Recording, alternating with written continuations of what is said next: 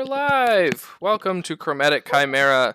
Tonight we totally don't have a boss battle coming up. Nothing like that. Nothing scary. Good.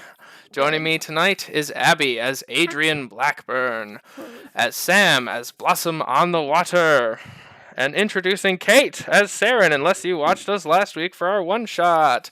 Alex as Kangjax Isifer, I'm not going to say his whole name, and Lucy as Brynanwyn Lielo, and me as the person they will inevitably get mad at tonight. So, anyways, we're going to send it over to the recap, and we'll be right back with y'all.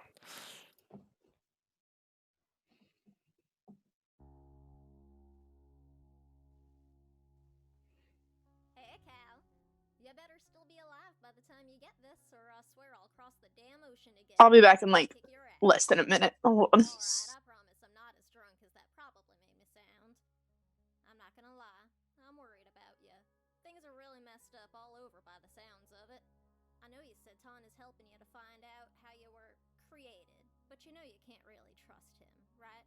Just be careful. The volume is very low. I'm real sorry we ran off like that. I'm sure you know more about what happened the night we killed those guards than I do by now. I hope you don't think too much less of us. Of me. Anyway, we're in Hadmir's Hammer now, trying to see what happened to Agora's bell. It's creepy. This whole place is totally deserted, but full of bodies. That rose disease is everywhere. It killed a bunch of dwarves who used to live here.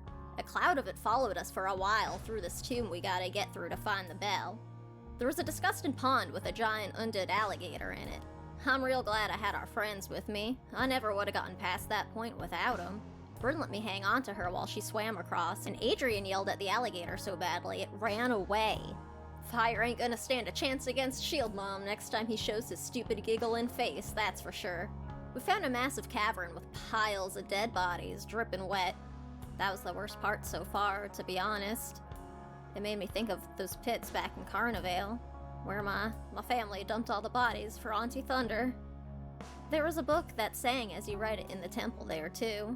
See what I mean? This place is creepy. We did find someone real interesting. There was a Triton fighting a bunch of water elementals in the basement. This whole place is fucking full of water, by the way. It sucks. His name is Axel, and he's the son of the Arch-Existence that used to protect the waters in Albion. He's been trapped down here for 2 years. We found him in a weird pod thing. It was like the ones we found in the Concords, but it was all watery instead of ichory. Axel seems pretty full of himself, but nice enough. He said he's met some members of my family, of the Wandering Dusts. Do you remember if you heard anything about this guy back when, when you were under Thunder's control? I know she's connected to all this somehow. When we first got here, there was a room with a collapsed floor and a big pit coming from who knows where. It was full of claws. Demon-looking claws. They reminded me of the demons that were hanging out around Carnivale and the ones in the paintings inside the Storm Spire. Thunder also had that crest for the Darunes on her when we sent her back to Hell, and it smelled like roses. Bryn also told me she saw someone who looked like Thunder attack her clan when she was young. A tiger tabaxi with a staff that had a glowing stone on it. Like the one Thunder nearly killed me with. Like an Ecrix. I feel sick thinking she's helped spread this rose disease somehow. That my family may have helped. Cal, I know you know better than anyone the awful things my family have done because of Thunder. I don't know if I can ever do enough to make up for it, but I'm gonna try. I think we both gotta try. We gotta fix what she's done and stop what she started. I just hope the Wrong Turns and I can stop this woman trying to smash the bell first. I think this is the daughter of the Darunes the journals from the Concords mentioned, which means somehow this is all her fault. If we can't stop her, you have to stop this from continuing. This woman, this disease, Aunt Thunder. If I go down, try and find my ma, would ya? And help my da keep him safe? For me? Hopefully I'll see her real soon, with some answers. Watch her back in the meantime. Don't die. Your favorite, Blossom. And we're back! So Hey, everybody, yo. go ahead and unmute yourself as I muted you through Zoom. And there's a weird YouTube ad popping up. All right, there's the map we wanted. All right, welcome everyone. Thank you, Sam, again for that recap. It was a pretty funny YouTube ad, so I'm still kind of laughing. So ignore me for a second. That was pretty excellent. I mean, that seemed like an apt follow-up for anything Blossom Lake does. It truly did. Like, pretty much just assume she included, like, a really filthy drawing along with that letter to Cal. Yeah, there was something. Most likely. Most likely. So to describe the scene for you all, you were all... well, several of you took different vessels through here, but you all came through a portal of some means to this large circular chamber. If you recall, at the end of last session, I had most of you roll a d6. Kate, if you would roll a d6 for me now, too, and tell me what you got. I forget what happened because 3. of that. We never found out. You don't know. All right, so you are all in this circular chamber. In front of you, you see one of Agora's 7 bells. It is made entirely of ecrix, this glowing white stone, swarming around the bell in this weird swirl of rags and roses. You see this large green mummy figure. She is feminine in form, and she talks with this low feminine voice that is slowly seeping into your head. Most of it is in a language that most of you do not understand, if any of you understand. And she seems to be talking derogatorily towards you, essentially, slowly and shifting. In front of you, you look around and you're not with the rest of your party. Especially Saren, this is weird for you. You were just completely in a different place. You got swept up by this portal, and now you see this big hairy blue guy and this big punchy half-orc next to you. The rest of you, Bryn, Blossom, and Adrian, you are all separated as well into this chamber, and you can hear each other, like, screaming and, like, shouting, but you know that there are walls between you, and you can't actually see one another. To start this combat, before I have you all roll initiative, I'm going to roll a d6, and I will tell you the result as well, and that number may or may not be important. Oh, beans. All right, I rolled a 5, so in 5 turns, something weird is going to happen. So go ahead and roll some initiative for me as we kick this right off, just right into the frying pan, and we'll see how it goes. Oh, beans. 16. Nice. 15. Hey! Ah, BFFs! You can go first. Okay, thank ya. 13. 15. Okay. 19. 19. 16.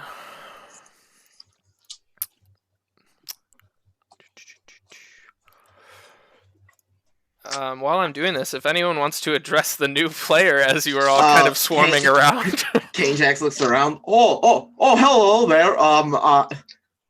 What? Oh, Beans, who are you? Hello. I'm Saren, and you are... I am Jax Libbror, Birfra Isiswer Astam Yang, proudly at your service. Charmed. Wait, so we can still hear each other even though we're separated? Yeah, there's just this big concrete wall between the two of you, so you can hear Kangjax talking to this unknown figure, Blossom. You just don't really know where he is, and you can't visually see him. Okay. Am I behind a pillar here? Is that what's happening? Yep, 3 pillars in each room, and then there is a figure between you all as well that you do not recognize, which Good, I will good, I will good. describe on their turn as well. Ooh, Pillars are good. Good that's for a rough hiding. roll. I'm sorry about this. This is the part where I warned you before, where you're like, "Oh, I hate Chris now." Perfect God. for GM no. appreciation. Well, that day, came up right? quick. Yeah. Okay, I don't want to draw attention to myself, so I'm gonna cast message silently instead of shouting. Okay. And reach out to Kangjax. Like, is everyone okay? Oh, for the time being, we have someone else here with us. What? Who? Said her name's Saren. He looks over at Saren. I came here with friends. I know, right? Oh, I Friends. just left a bunch of friends. Well, happy to make friends with you, especially with, where is that big old Bingle Bopper? I'm looking for the big Bingle Bopper in this room. Who is the Bingle Bopper? The big bad. Oh, she's swirling around the bell. just looking out at all of you, doing something with the bell Okay. as she rolls Good. initiative. Is this Sarah person friend or foe? Well, she hasn't tried to eat my face yet, so I'd say friends. All right, that's good. Be careful. All right, if we are ready. Do we know a Sarah? I don't think so. Don't think so. Okay. I love that Adrian can't remember people's names. That's my favorite canon in all of Agora spells. Alright, Okay. anyways, as we kick off combat, I am sorry to say that the Skeen Witch will be up first. Witch. That's Sure. That's a That's great an ominous name. fucking name. You watch as she swirls around the bell. She has roses growing out of her, and the smell of roses is stronger than ever in this room. As she kind of rotates around, you see that she wears multiple crests around her like bodice area. One is the Daroon crest that you've all become so familiar with. One is a blue S with a sword through it, Saren, that you saw in the Feywild. And then there are several other ones you don't really recognize. One is like the town crest of Hagrimar, like the metropolis in Theroboros. And they're all very confusing why she would be wearing so many different ornaments about her person. She is going to she's not going to take an aggressive action towards you as she doesn't know what you are doing. But you do watch as she uses her bonus action. She raises her right fist and there's a glove and there's two pieces of Ecrix attached to it. And she reaches out and she slams against Agora's bell. And you watch as the ground kind of quakes out and it's beginning to crack slightly around the edge of the bell. And that is her turn. So, Bryn, you're up next. Okay. I don't know what to do. That can't be good. Nope, can't be good. Torn. How far away is the Sky Witch from me? She is 30 She's feet away. Like, That blue like one? glowy Okay. thing, right? Yeah, Yeah. yep. Okay. Good. I don't know what to do. I guess. Fuck her I up, will Bryn. Cast. I don't want to cast Shatter. That could end very badly. Let's start with a magic missile. Just to. All right, Yeah. go ahead and roll damage.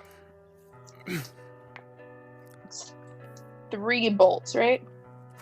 Depending on level, but yeah.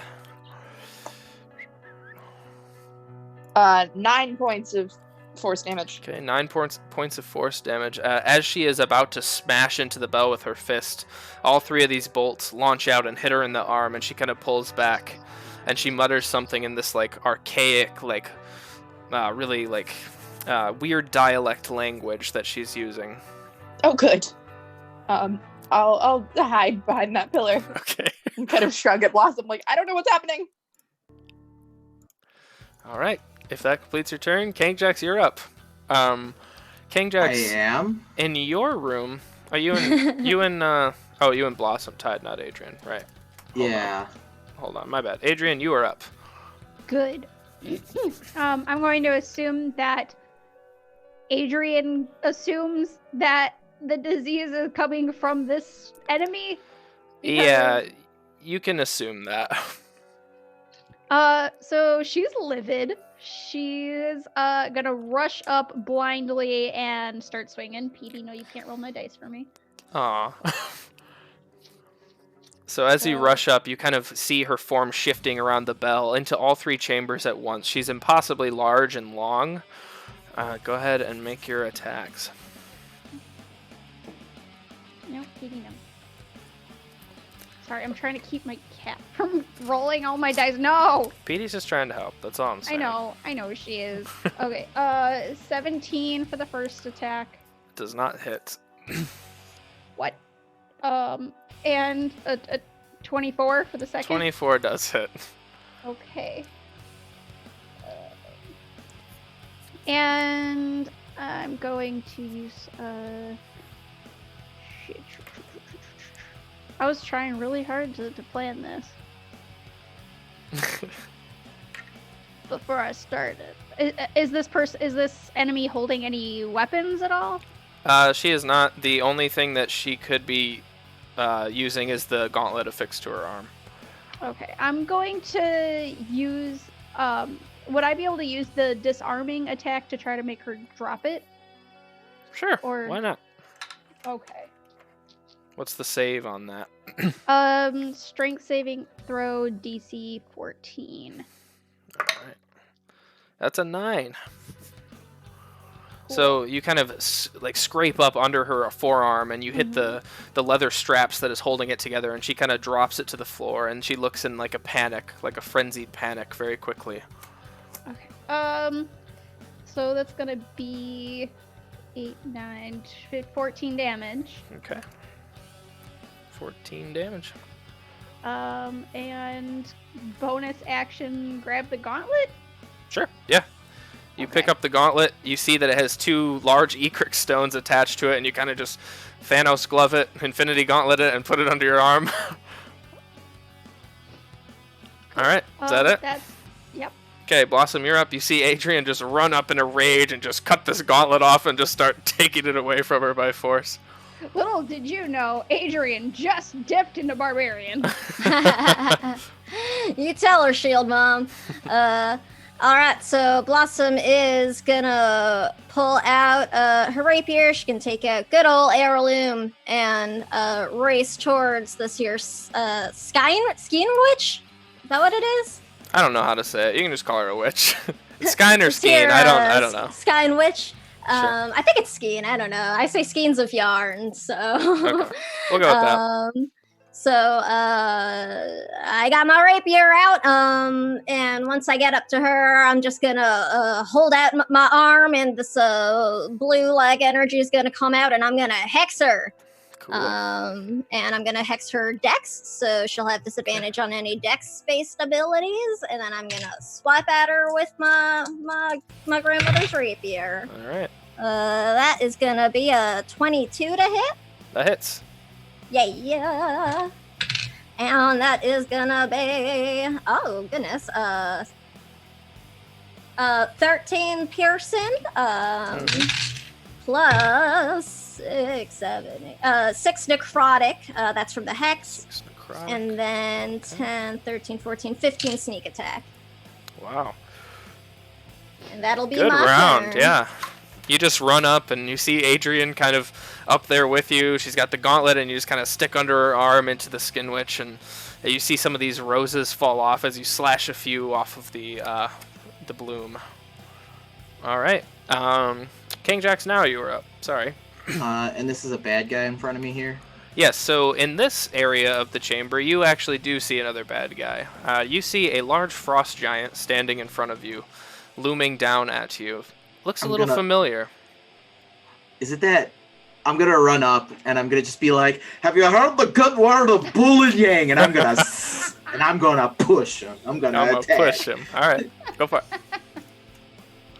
And then so, ooh, daddy,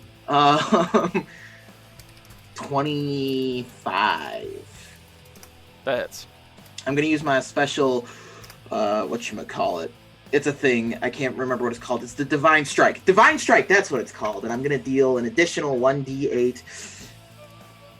We'll call it thunder damage. Yeah, thunder damage. All right. All right. Let's do this. All right, let me double check my. All right, so the maul itself, that's 6 plus 10 plus 3, 13 points of damage total. 3 points of thunder. It's 10 bludgeoning from the maul. All right. So King Jax runs forward as he's like, "Have you heard the good word of bullying?" And just cracks the knee of the giant. The giant kind of, like, you break his knee in half, essentially, and he just kind of, one leg looks down at you, so you're kind of face-to-face at this point. And he mumbles some words in giant, and he says, "The Ice Maidens will have their revenge," essentially, at you.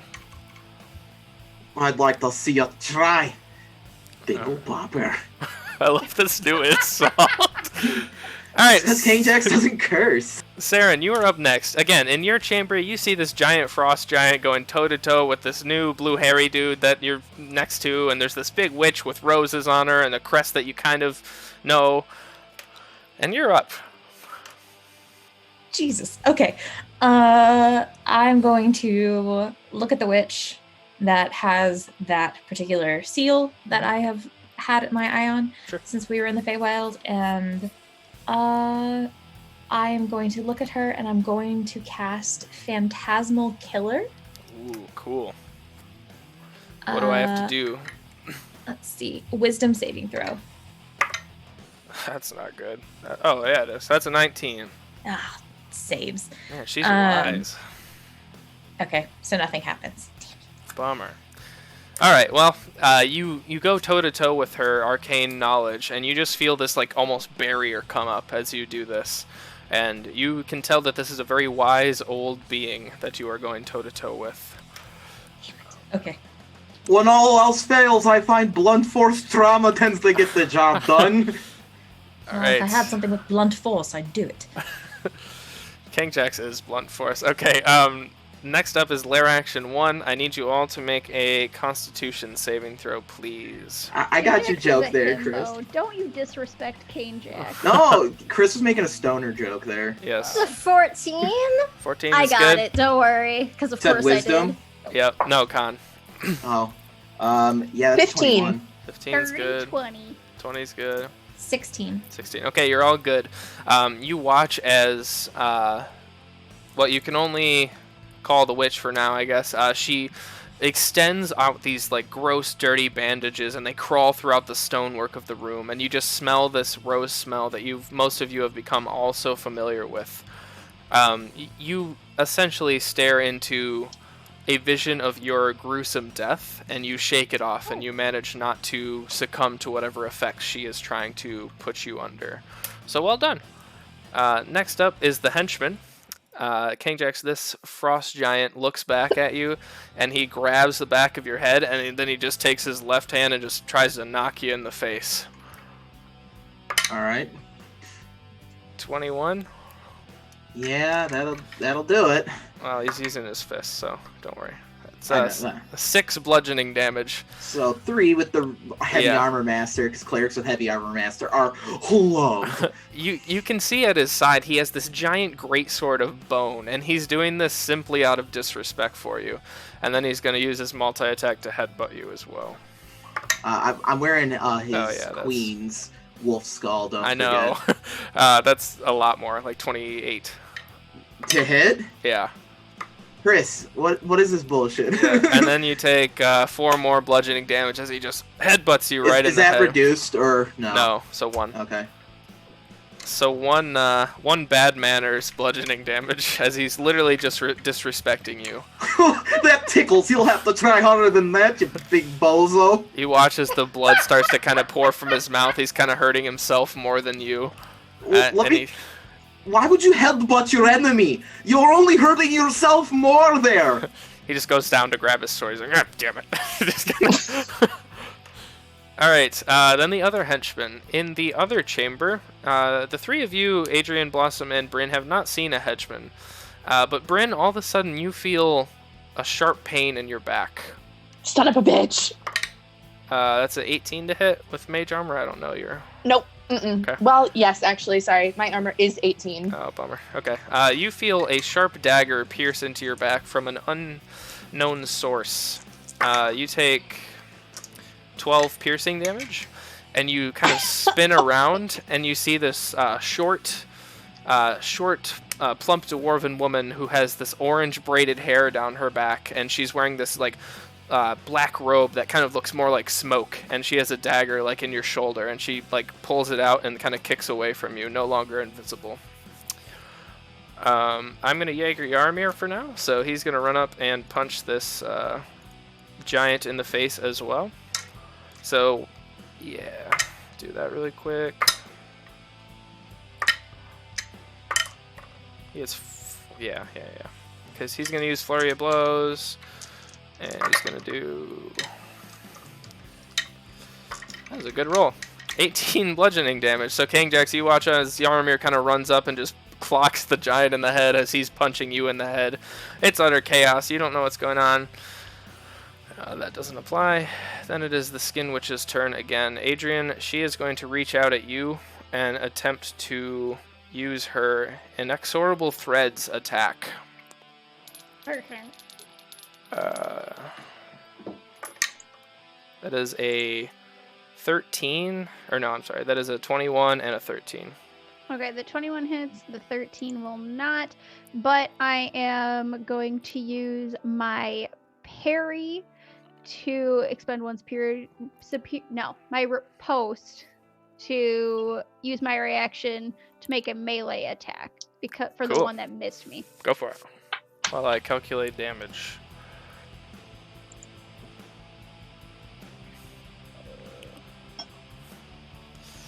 17 to hit. That does not hit, unfortunately. Oh, wait. Add this purity die to the attack. No, never mind. Okay. You take 27 necrotic damage, and you fail a death saving throw instantly. You watch... Is this the thing? Because I don't like this. It might be part of the thing. I don't How like much it do either. I take? 27 necrotic. You watch as these gross bandages pull into the stonework and wrap around you almost in a cocoon, and you have a gruesome every death you've ever seen in your long adventuring life, Adrian, kind of haunts you for a minute. Oh, okay. So that's fun.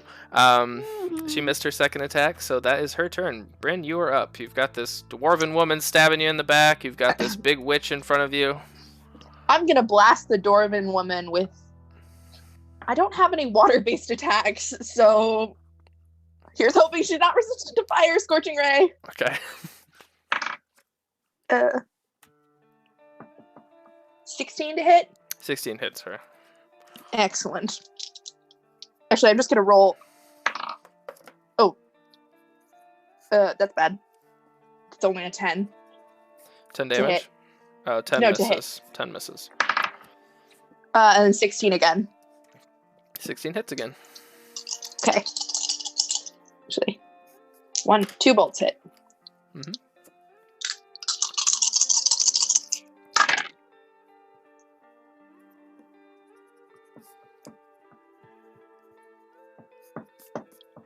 $24. 24 fire damage.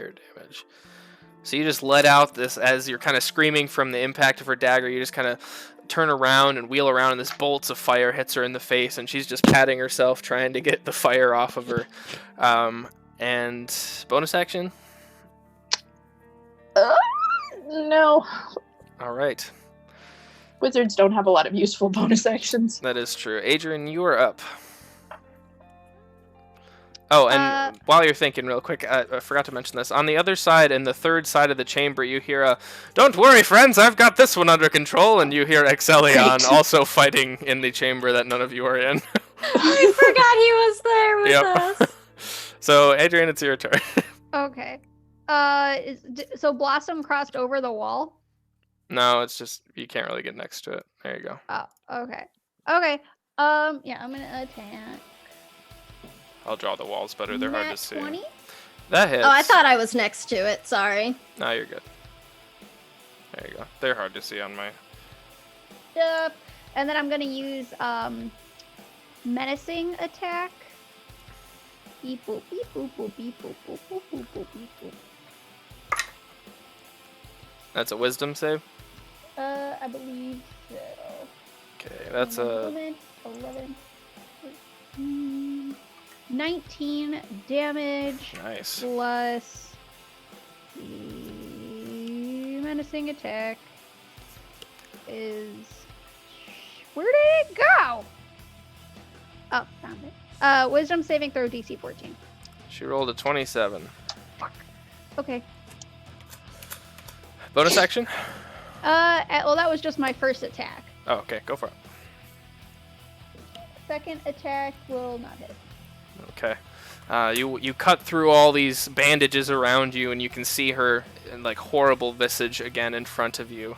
Blossom, you are up. I don't know who you are, but it seems like you're responsible for things, so you're going down. I'm gonna make my main and my bonus action attacks at her. Let's see, I'll just try and roll like everything at once. Oh my goodness, this is a lot of dice. Alright. Oh my gosh. Jeez. Yeah, So I many know. dice. Sound I like just a- heard. I thud. just picked everything up at once to roll it. That was wild. I That rolled was- like junk though. My highest is only a 14. That does not hit. Yeah. Sad. Bummer. Bonus action? No, that was Oh, you both. rolled for it I too? rolled for Okay. both, yeah. Alright, King Jax, you're up. All right, I am going to just. I'm gonna keep smacking with my Yeah. special ability. Alright. Oh no, King Jax, buddy boy.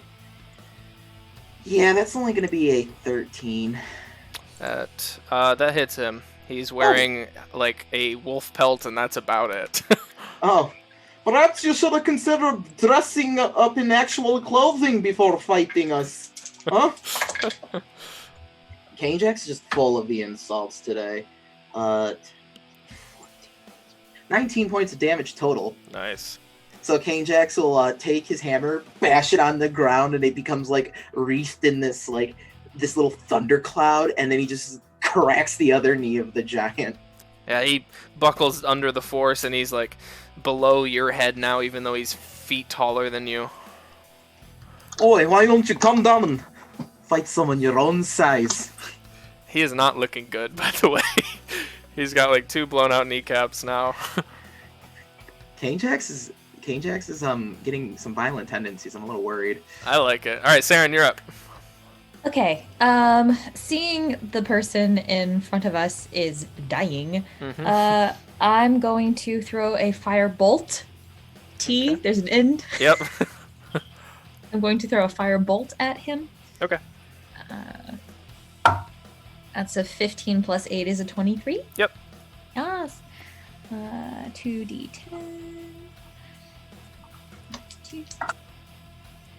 An 8 and a 10. 18 points of damage.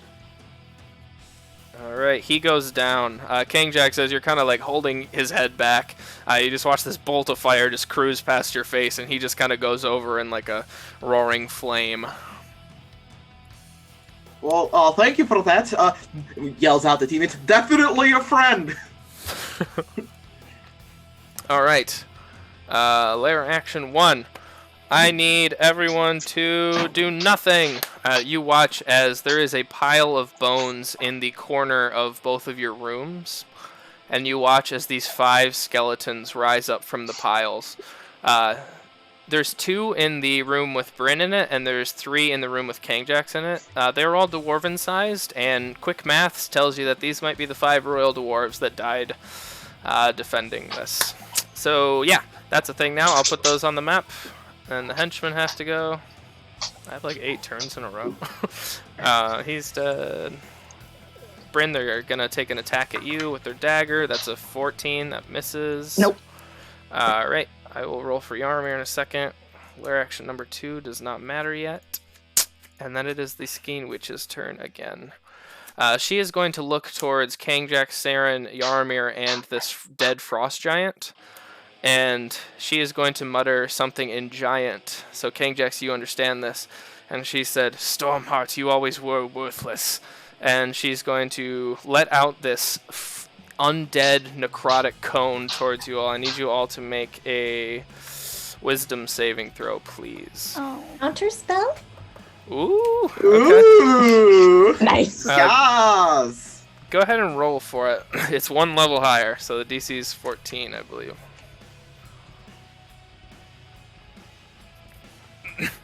That's how that works, right? Yep, I rolled a 22. Okay, yeah. Oh, thank God, because So- my save wasn't that one. That could have ended poorly. You watch as this like cloud of smoke comes out towards the 3 of you, and then it just kind of pulls back in as soon as like it reaches where Saren would be. I don't think so. Sorry. She growls under her breath again in this like long forgotten language, and that is her turn. Bryn, you are up. I will go for your armor now too. Fire bolt. Okay. 22. Yep. Yarmir misses a lot. 4. 4 points of fire damage. On 2d10. I rolled the wrong dice.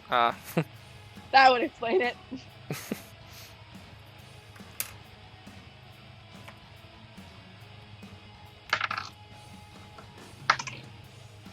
Much better.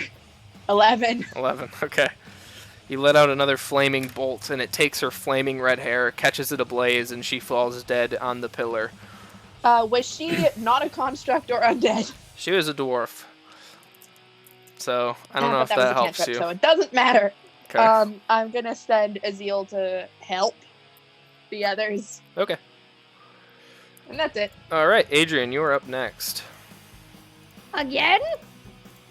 Yeah, I'm cruising through these turns. Gotta keep this Yeah. going. You are smickety smackety. Please have a whackety. Sent. First one does not hit. The second one does not hit. Ooh.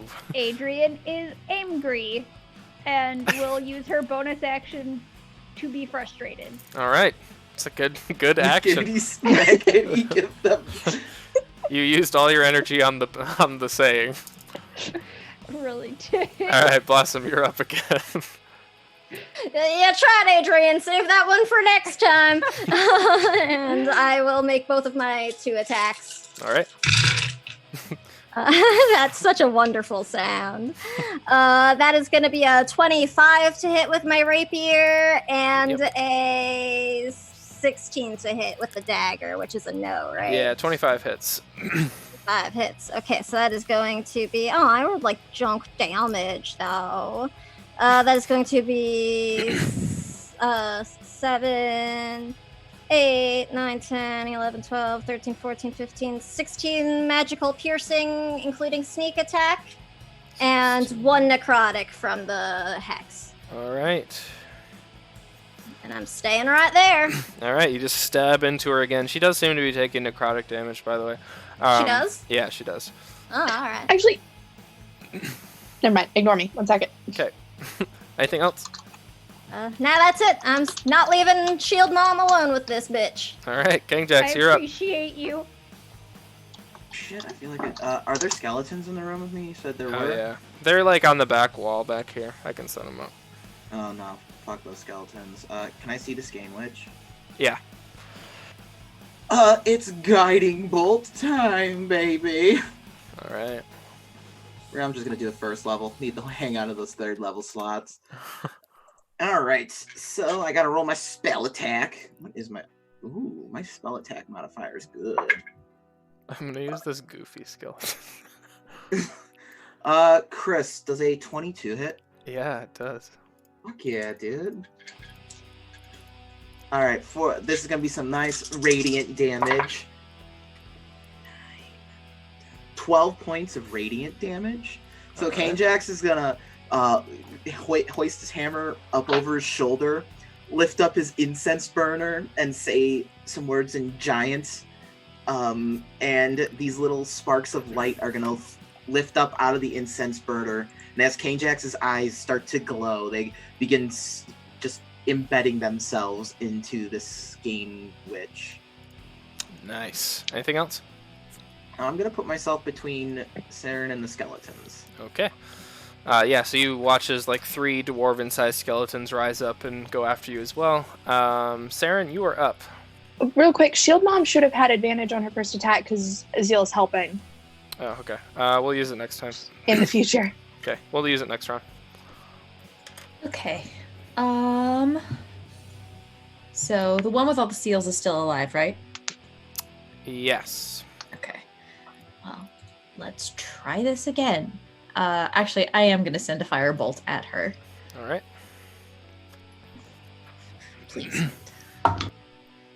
That hits. 17 plus 8, 25. Yep. 2d10. Oh, not great. 12 points of damage. 12 points of damage, all right. Still up.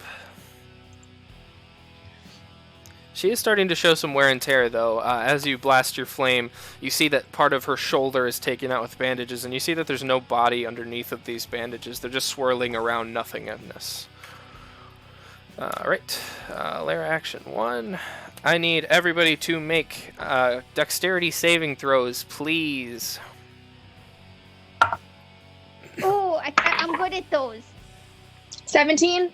17, good. Ooh, 12. 12. 23. Okay, 23 is good. 8.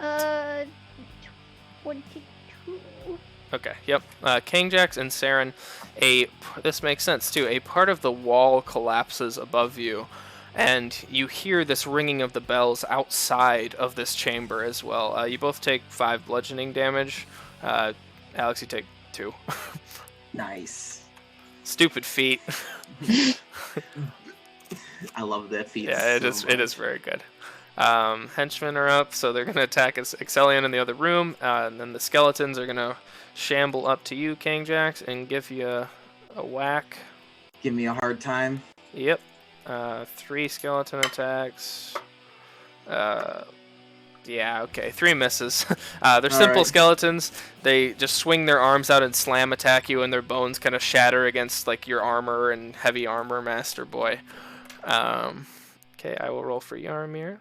Lair action 2, doesn't matter. And then the Skeen Witch is up. Skeen Witch, I need... What kind of save is it? I need Adrian and Saren to make a wisdom saving throw, please. Yarmir. Rebel with those. Alright, 12. 12. Okay. Smart. 24. 24. Okay, so... hold on, let me do some math quick.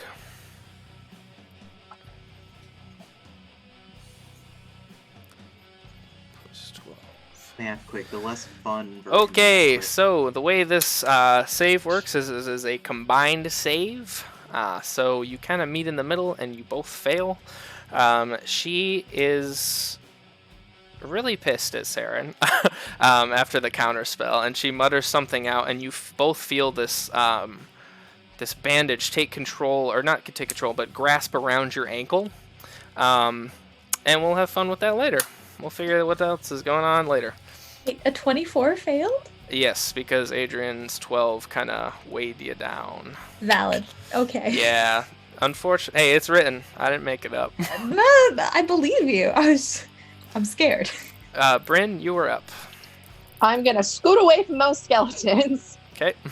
and then cast haste on Shield Mom. All right. And that Shield is Mom, my you, turn. you feel your muscles start vibrating and you get faster and you're jittering. You just had a bunch of soda. So you get a +2 to AC and an extra action on your turn. And your speed is doubled. And Azil is still helping. All right. So, Adrian, now you're up. You have advantage on the first one if you want to attack because of Azil. Yes.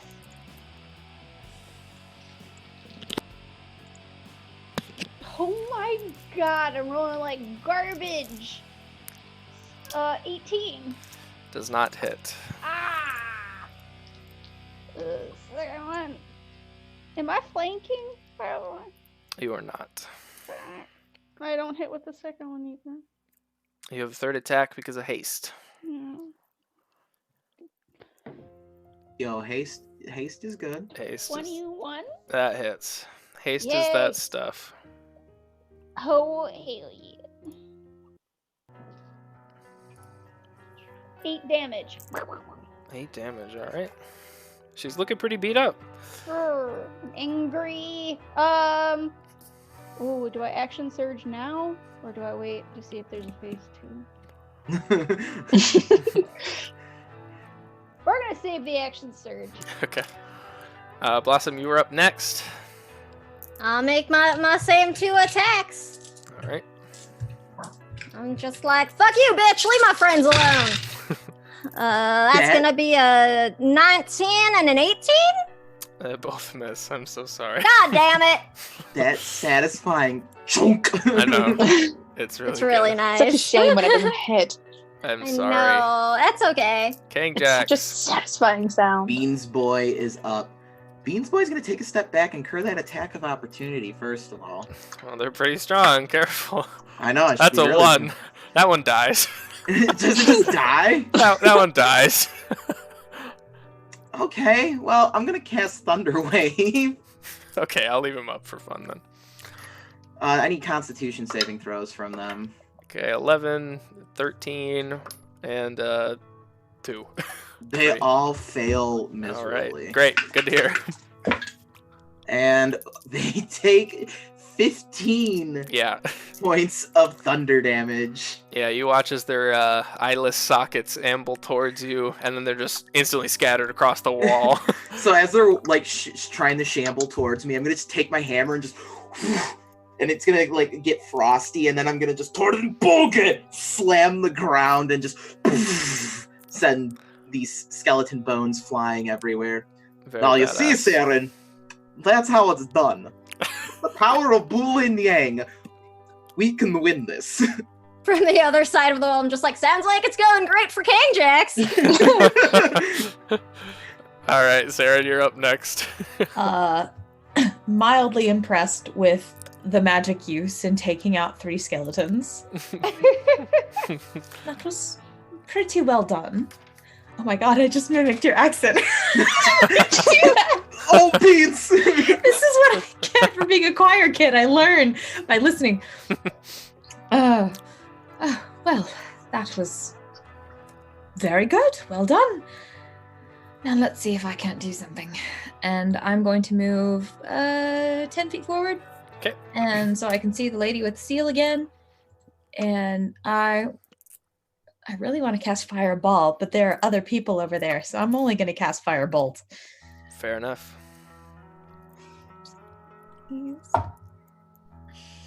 7 plus 8 is a 15. That misses, unfortunately. I am sorry. Okay. You watch as the fire just kind of bolts past her head, no pun intended. Next up, lair action 1. I need you all to make a dexterity saving throw, please. Could it be like something I'm good at, please? We did wisdom a while ago. 16? Okay, you're good.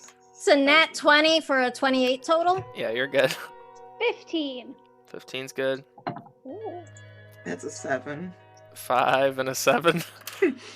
This corridor is having some rough saves. The other one's like, yeah, this is pretty easy. Yeah, but we can't hit anything. yeah. So. So Kangjax and Saren, you start feeling woozy for a second, and you kind of find your footing, and all of a sudden gravity is reversed for the two of you. You slam up on the ceiling and slam back down. You both take 13 points of bludgeoning damage, 10 for heavy armor boy. And your whole world is just upside down, literally. Like, you're just being completely... your mind is bending right now. I think I'm gonna be sick. Please don't. At least not in this direction. I'll try my best. Henchman's turn. 2 skeletons rush up towards Bryn. They're gonna do their best. That's a 12 and a 9. Nope. Okay, Yarmir, I'll roll for him. Action 2 doesn't matter. And then the big bad's turn. She is going to look down at Adrian, and she is going to make her multi-attack. Oh, just against me? Yep. Okay. That Shield is Mom! a 20 and a 23. Ah, they both hit. Okay, you take just a little bit. You take 38 necrotic damage as she just lashes out with these 2 whips of bandage and necrotic energy. Saren, you take going half to of that as well, as you feel the same pain Adrian does now. Oh, wait. At the same time? Like Yep. the exact same? Yep. Oh, that failed I'm going save. to- Oh no. Oh, this is bad. I'm going to use my parry to reduce that damage by 7. So much Saren, you was it take again? 11. Adrian had... Shoot, It I was don't remember. 38, right? 38, yep. So Minus Saren, you 7. had half of that, minus 7 now. Okay. So Saren takes 11, right? I don't know, I can't do math. I'm down. Oh no. Oh, this is bad. I was like, wait a second. Oh no. Oh, no. Oh no. Oh Uh-oh. Oh, Yeah. spaghettios. So, Uh-oh. Saren, you feel this same pain as Adrian kind of buckles onto one knee. You can't really see, but you just have this feeling that this pain wasn't supposed to be yours, but from some unholy energy it is. Do I drop the gauntlet? You do. Ah, fuck. You forgot to put it on and snap. Ah. As I'm going down, I'm like, Blossom, please. This feels important. All right, Bryn, it is your turn. You watch as Shield Mom buckles onto one knee and just slumps back. Oh god, oh no, this is bad. I don't have anything that can help. I'm not a healer. Fuck it, I'm gonna cast Phantasmal Killer. It's my turn. All right, wisdom Please save. do better than me, please. That's 16. Failure! Wait, no, let me double check. I might be too excited. Damn it! Success by 1. Same thing Saren felt. You feel this like unholy ancient force combating Bitch. your mental will. Well. Bonus action. Nope, I've got nothing. Azil is going to continue to help. Adrian, death saving throw, please. You're already down 1. Yeah, I am. Oh god, oh no. I got a 10. Is it a That's failure a or success. No, you're good. Okay. Right on the border there, though. Yeah, I know. All right, so mark that. Blossom, you're up. Shield Mom is next to you. Skin Witch draped over her body. I just sort of see Shield Mom go down, and I'll, scream out, Adrian! Kegjax, hurry up! On my way! And I will make my 2. Where's the gauntlet that Adrian tried to pass off? It's like Is right it- on her body. Yeah, it's like right at your feet, probably. Okay. Would it be like a free action to just sort of kick it behind me? I don't want to Sure. stoop to pick it up right now. Yeah, that's But fine. I want to get it away from her. That's So fine. I'll just sort of take one of my clawed feet and kick it around behind me. And I'll make my 2 attacks at her. Fuck this bitch! Alright, that's a dirty 20 to hit? That hits. Ha! And that's a 24 to hit. Yep, both of them. So the rapier is gonna be 5 magical piercing plus 10, 13 sneak attack plus 3 necrotic. The dagger is gonna be 6 magical piercing plus 2. Wait, no, not 6. I'm sorry, I'm looking at the wrong die. It's actually only gonna be 2 magical piercing plus 5 necrotic. All right, I think I kept up. All right, so you stab into her. She is looking really rough. I just hiss at her. As you go throughout this fight, you notice that the less roses she has on her, the worse for where she is, and you don't see a single bud left. All right, Kangjax, you are up. I'm gonna. So, hearing that Adrian needs help, just run forward, and I'm just gonna hold aloft my thoroughfare, my incense burner, and my hammer together, and I'm just gonna be healed. And I'm gonna cast Healing Word as a 4th level spell All right. because Adrian needs it. Mhm. We need Shield Mom. That is some good healing there, King Jax. 18 points of health Nice. back. Adrian, you feel the breath come back to your lungs as you hear Kangjax shouting out above the din of combat. And it's kind of cold. Alright, anything else, Kangjax? You still have an action. That's a bonus. Right, I'm up. Oh, that is a bonus action. Are we doing the thing where I can only cast No. a cantrip? That's cool. No, you're good. Let's do Cast guiding. away. We're gonna do. Oh. Can Ghosty Is this an open roof? No, you're very underground. Fuck. I thought I'd try. Dwarves, yo. Fucking dwarves. The maybe, sky dwarves. maybe if y'all dwarves actually built something above ground. Oh, got him. Roast. The skeletons are sad as they're dead. Boom, roasted. Let's see. Yeah, I'm gonna just Guiding Bolt as a 2nd level spell. Okay. Where is that? Alright, cool. Spell attack! Oh, that's an 11. That misses. I'm sorry. So, same thing, lifts the then pulls the hammer away and has the incense burner and the little sparks come flying up out of it. And there's... And they're going wide of the Skein Witch. They kind of hit the bell a little bit as she, like, bats them away. Alright, Saren, you were up. From the ceiling. Is the gravity still fucked? No, you're good now. Oh, great. Awesome. I'm going to look at her and be like, oh, I'm quite done with you. And I'm going to cast Toll the Dead. Alright. It's a 12. Yo. Failure! So she takes 2d12 damage. Dang, she Woo! failed a wisdom save finally. Thank God. An 8 and a 7. 15 points of damage. Alright. She is just barely clinging to life now as all the vines are kind of withering and retracting back into the ground below her. Anything else? Nope. I got no healing spells. I got nothing. Alright. Lair action 1. Lair actions are over. Henchman, 2 skeleton attacks at Bryn. Oh, here we go. Natural 20. And a 14. So 1 hit. You take... 5 doubled 10 slashing damage as it rakes you across your back with a rusty old sword. Good crit, henchman. Yarmir's gonna punch the Skein Witch. Alright, and then she's gonna go again. Yarmir deals 12 more bludgeoning damage.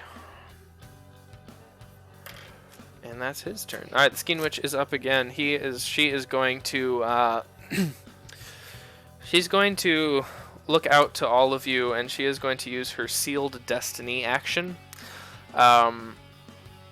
You can see that she is not so much accepting death, but knows that it is on the horizon for her. And we'll talk about that after the combat. It has no combat effects, so. You watch as this green haze kind of pulls out and infects all of you for your mind a little bit, and you have this like small vision for a second before you kind of shake yourself out of it. And that is it, as she kind of laughs, the blood kind of pouring out from under the bandages. Bryn, you're up. Okay, she's looking rough, you say? I do. Well, I'm irritated at these skeletons, but I feel like I have more important things to think about at the moment. Ooh, to burn my last level 4 spell slot or not to burn my... I'm gonna do it. Wisdom saving throw again. That's a 1. Yes! Yes! Okay, give me 1 second. That is 4d10.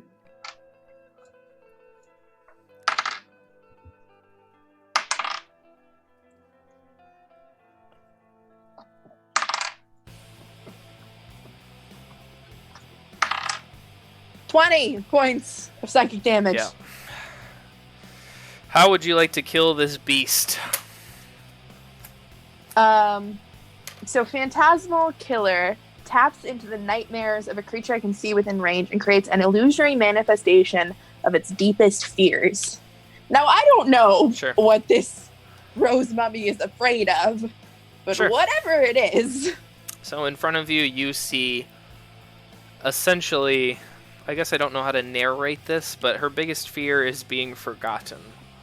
And you see all of the records of her birth and the things that she has done for humanity and the betterment of it in smolders in front of her eyes. And she just screams out in this painful screech.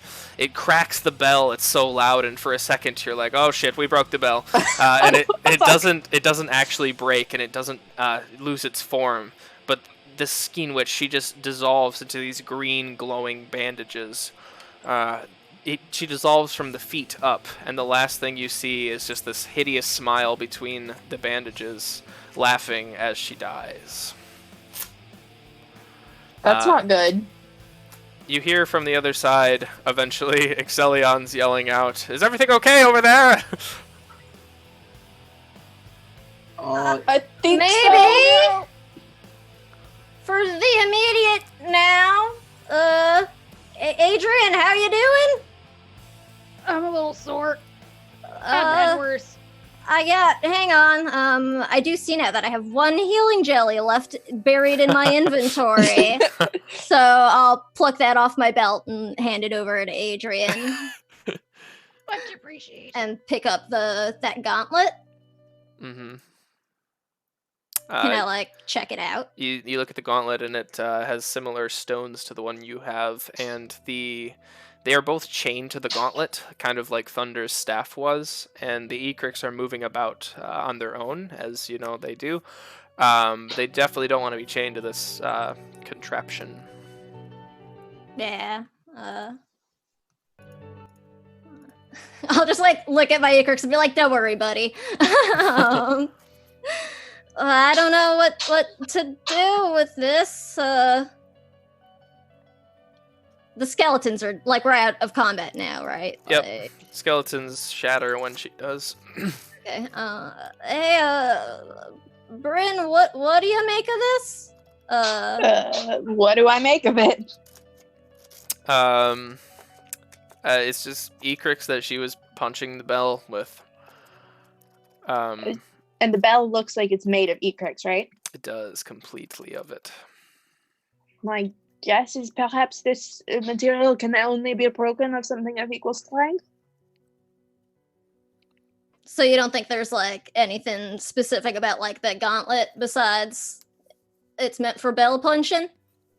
I'm sure it was created for some reason, but we can't know what that reason was unless we know who created it.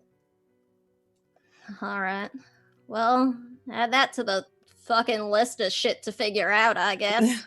Kane Jackson Yeah. sauntering up. Hey, friends, I'd like to introduce you to my new friend, Saren. Saren, come on over here. Come say hello.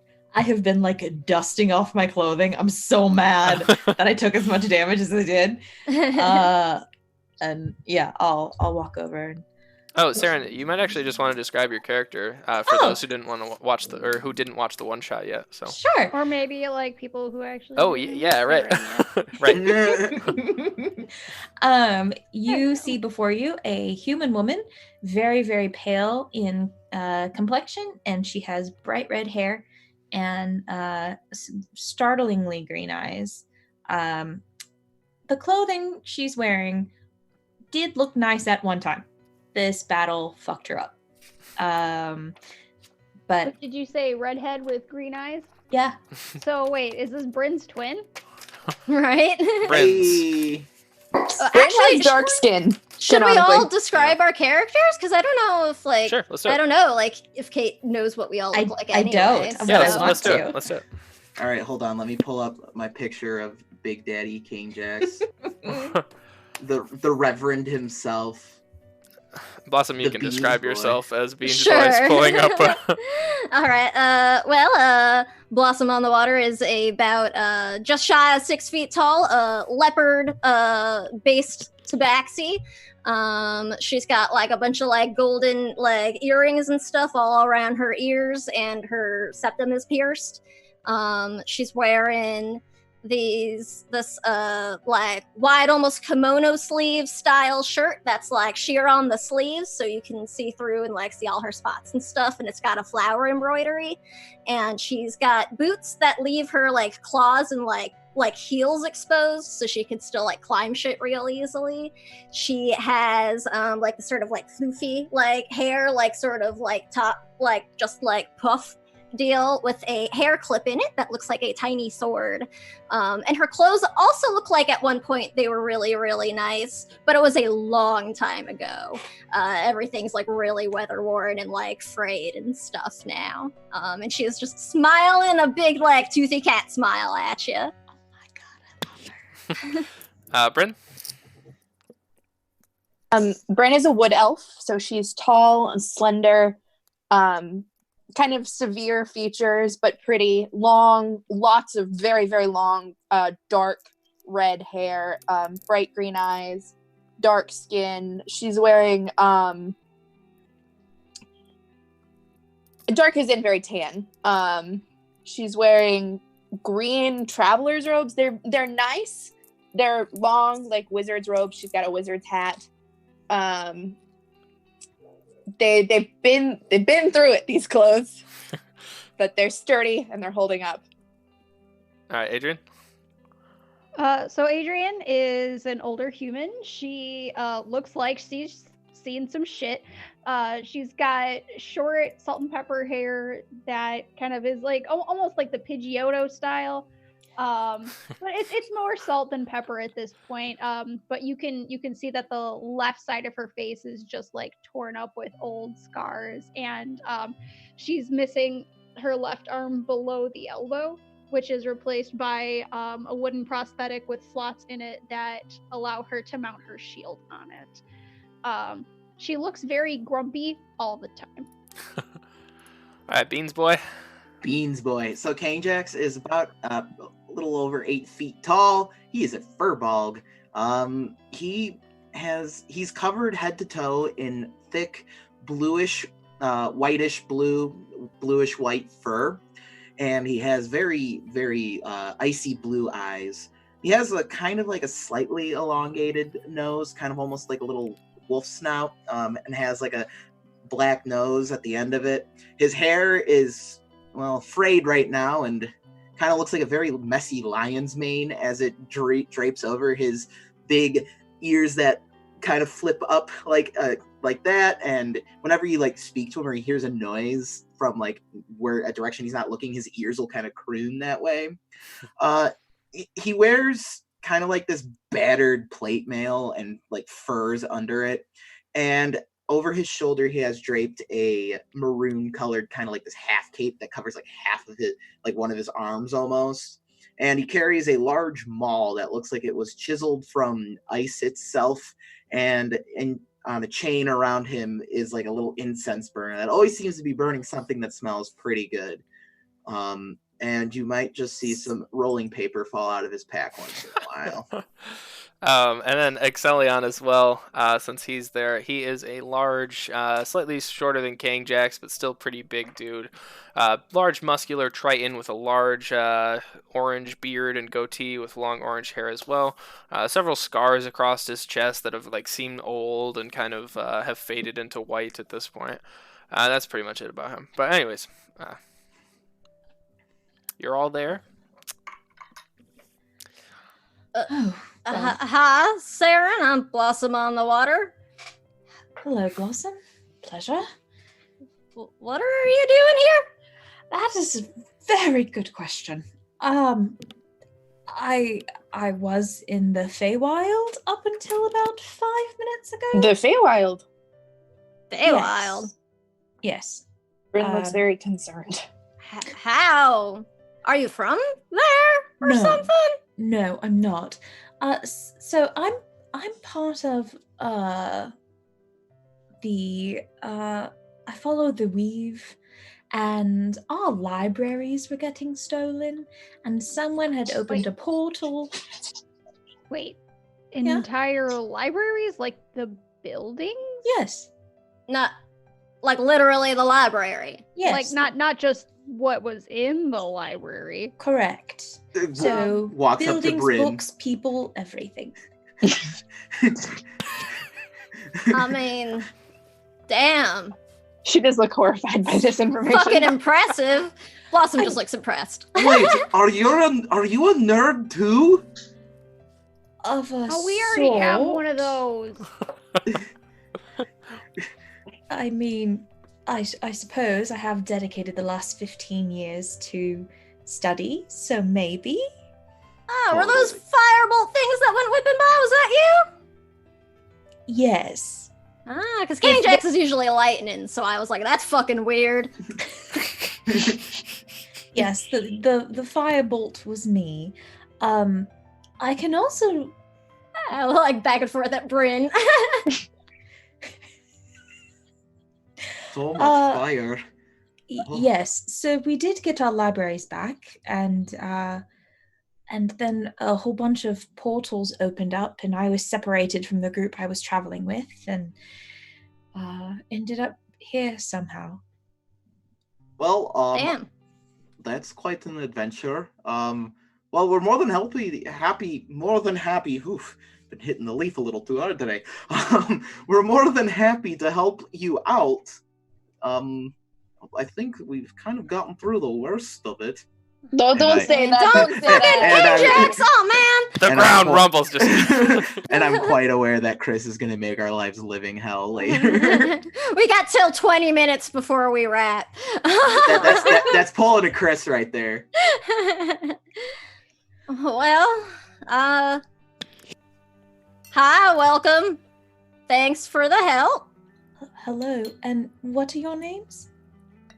And I met you, Blossom, and I'm sorry, Sir Furball, can you tell me your name again? The name is Kangjax Livbror. Kangjax Livbror. Beardfra Isifer of Stamyang. Proudly at your service. Servant Even of this player Bullying. can't remember the fucking name. And do you go by your full name? Oh, you can just call me Kangjax. And if we get really close, maybe KJ. Or Smoke Master. No, don't call him that one. Okay. Nobody calls him that one. Mm-mm. Sure. All We'll right. see. My name is Brennan Lielo. You can call me Bren. Bren, then. Fair enough. And I'm Adrian. I told them all to call me the Warden, but they call me Shield Mom instead. Oh, She has earned the title. that's quite the title. She Ugh. screamed at an alligator earlier. It was awesome. It was very cool. Did She's it do anything? Oh, it ran away.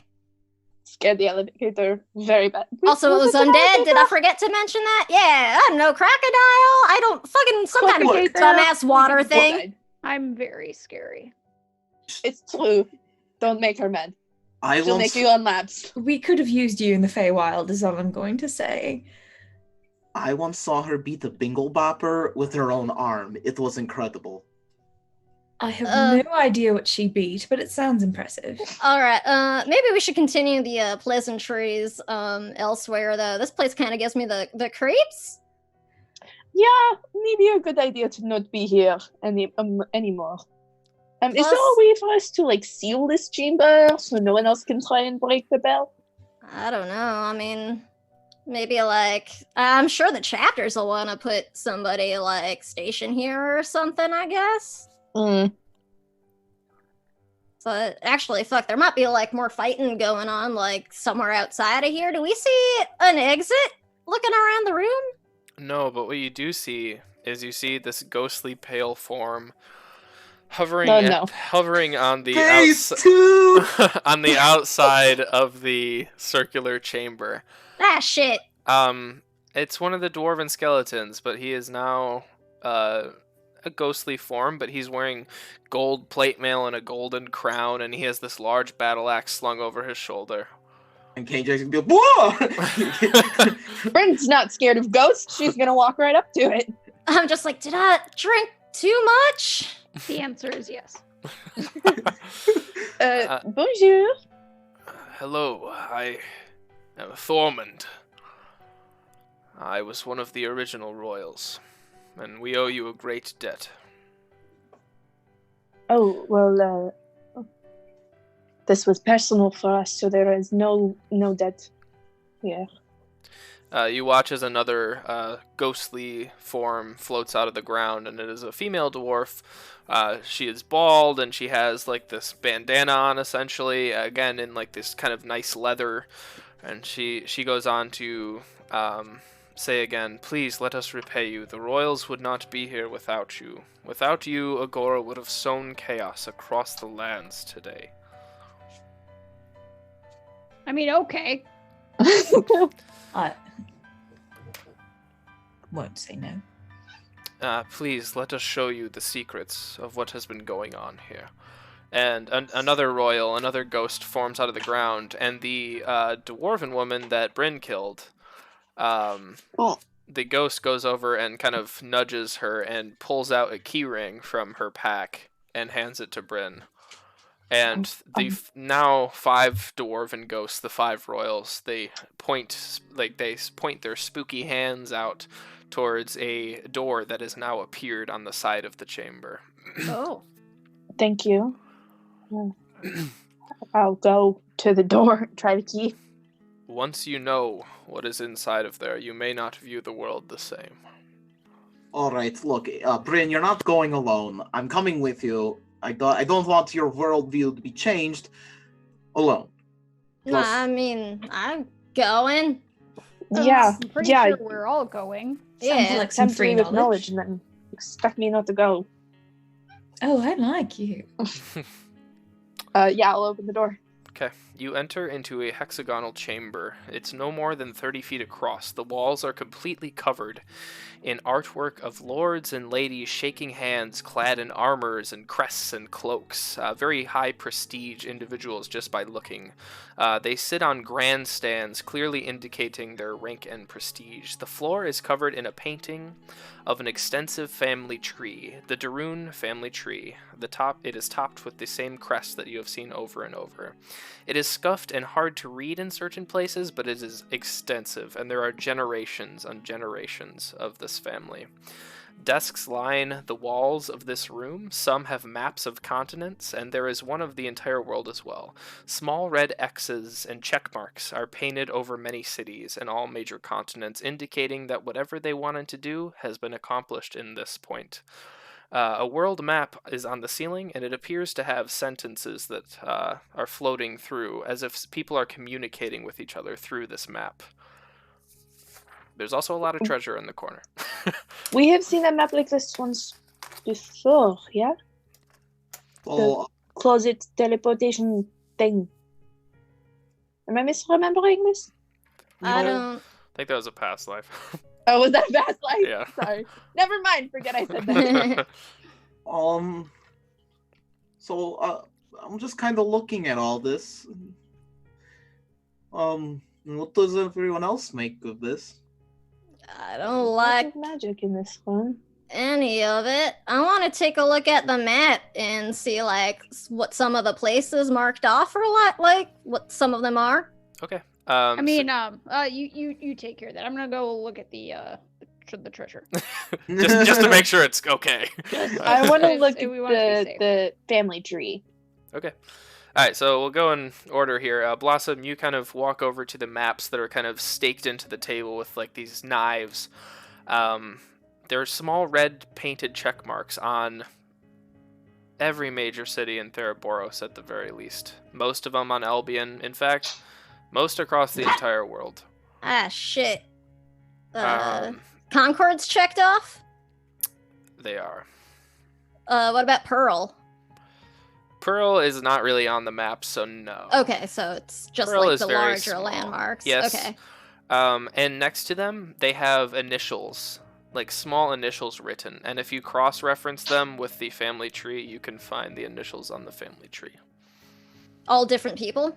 Yes. So Adrian, you're chilling by the treasure then?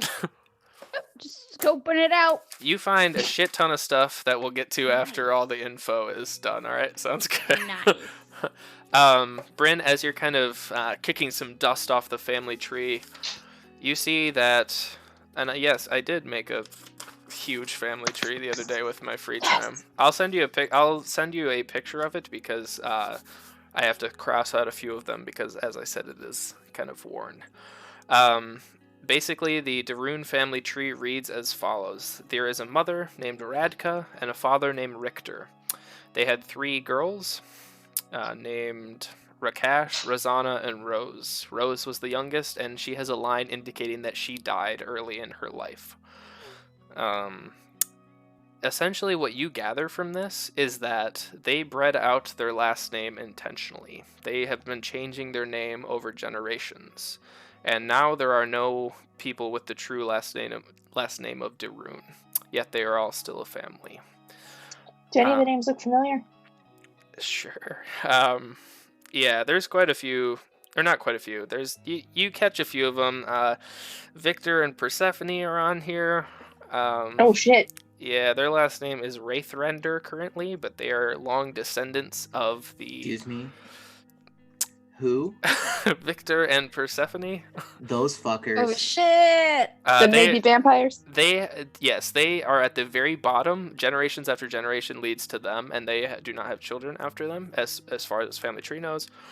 Another interesting name is Myla Kazit. Even though you've never met her, she was a very famous dwarven woman inside of this stronghold, and for some reason she has been listed on this family tree. King Jax, if you're kind of looking over her shoulder, you also notice now you kind of understand why the Skynwitch called somebody Stormheart, as a name Aya Stormheart is on this tree. And then, who else is interesting? Sarah, and you kind of peek over and you see the Moonlit King is written on this. And I will send this to you later because it is very extensive. So, Chris, what I'm hearing is that this is essentially the fantasy Illuminati. Yes.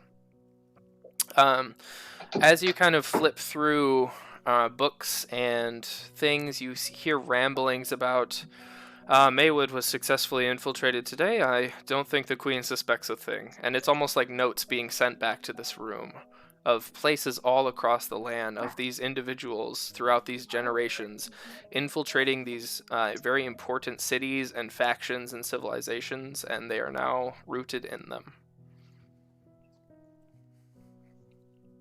I don't like any of this.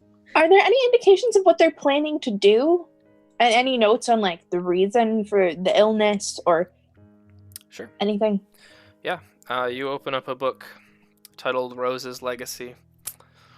And it essentially talks about, I don't have it written out word for word because I forgot, because I'm human. It essentially talks about how when Rose died, their darling youngest daughter, they decided that history needed to be rewritten and that they were the ones to do so. They discovered all of the extra portal planes to the world, and they were written out of history and wished to reclaim that. The curse was at first something that they thought of as a sick joke for those who killed their daughter Rose, which quickly developed into an actual plan of revenge. Bryn, the interesting part as you read this, and since you asked, you can share this or not, but it only talks about the curse inflicting people from other planes of existence or other power levels, such as arch-existences, dragons, perhaps.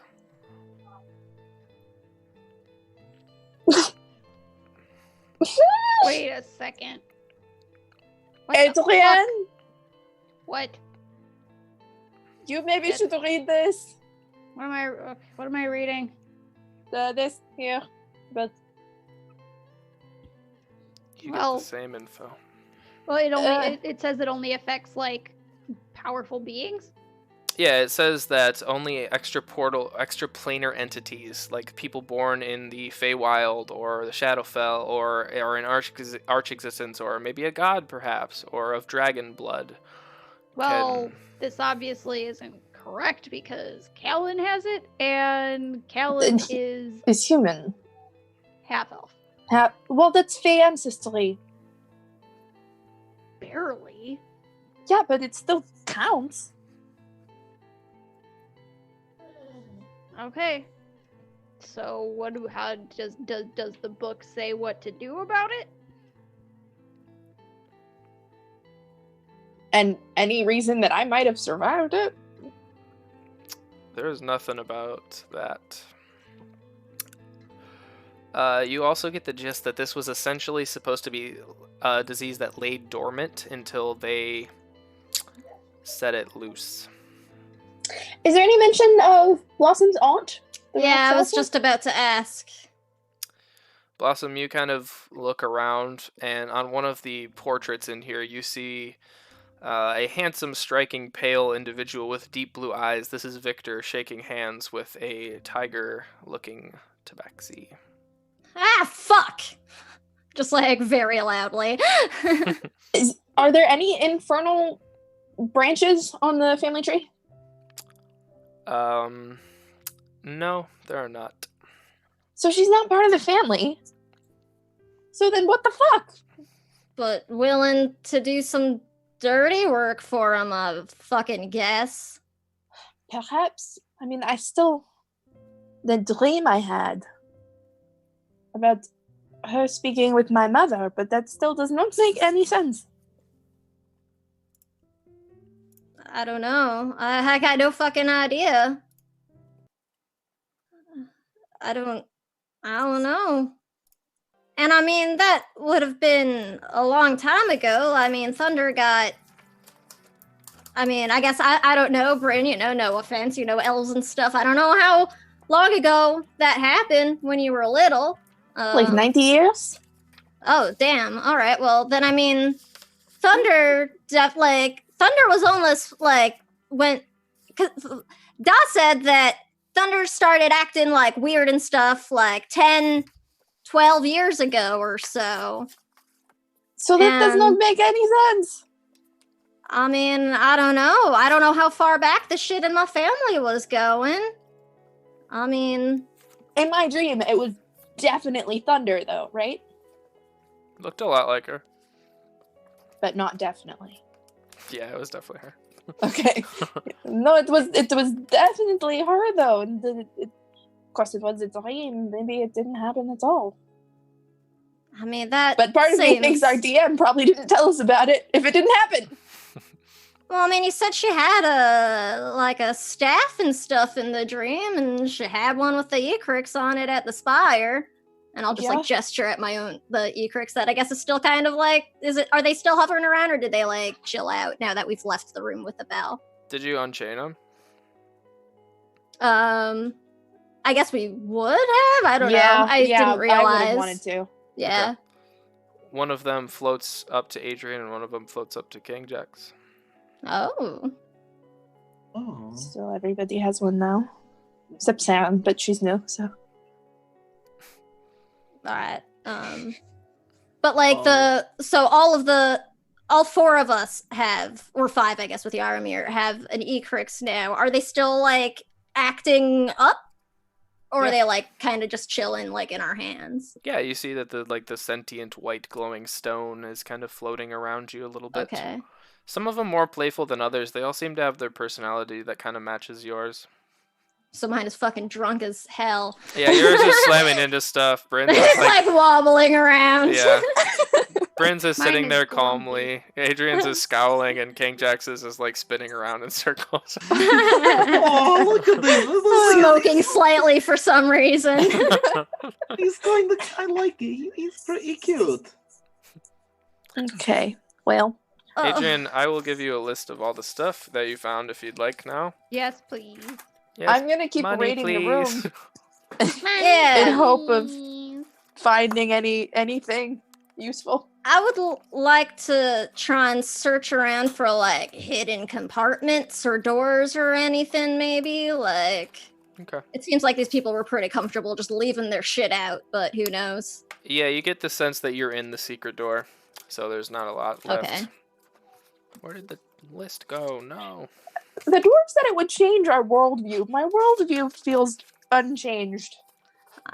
Blossom takes out a quill and just starts defacing the portrait with the tiger on it. She's adding a mustache and a beard and adding straight devil horns and is there, now everybody fucking knows.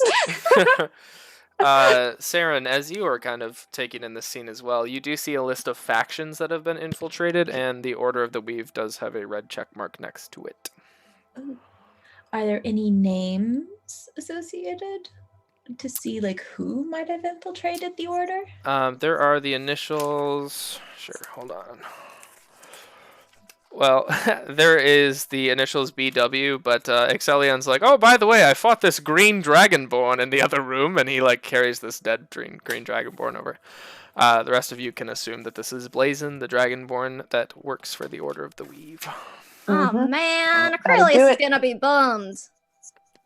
Do I know him? It's girl, and you've probably Her, heard excuse of. No, you've probably heard of her. You've probably never met her. She lives in a different continent. I've heard of her.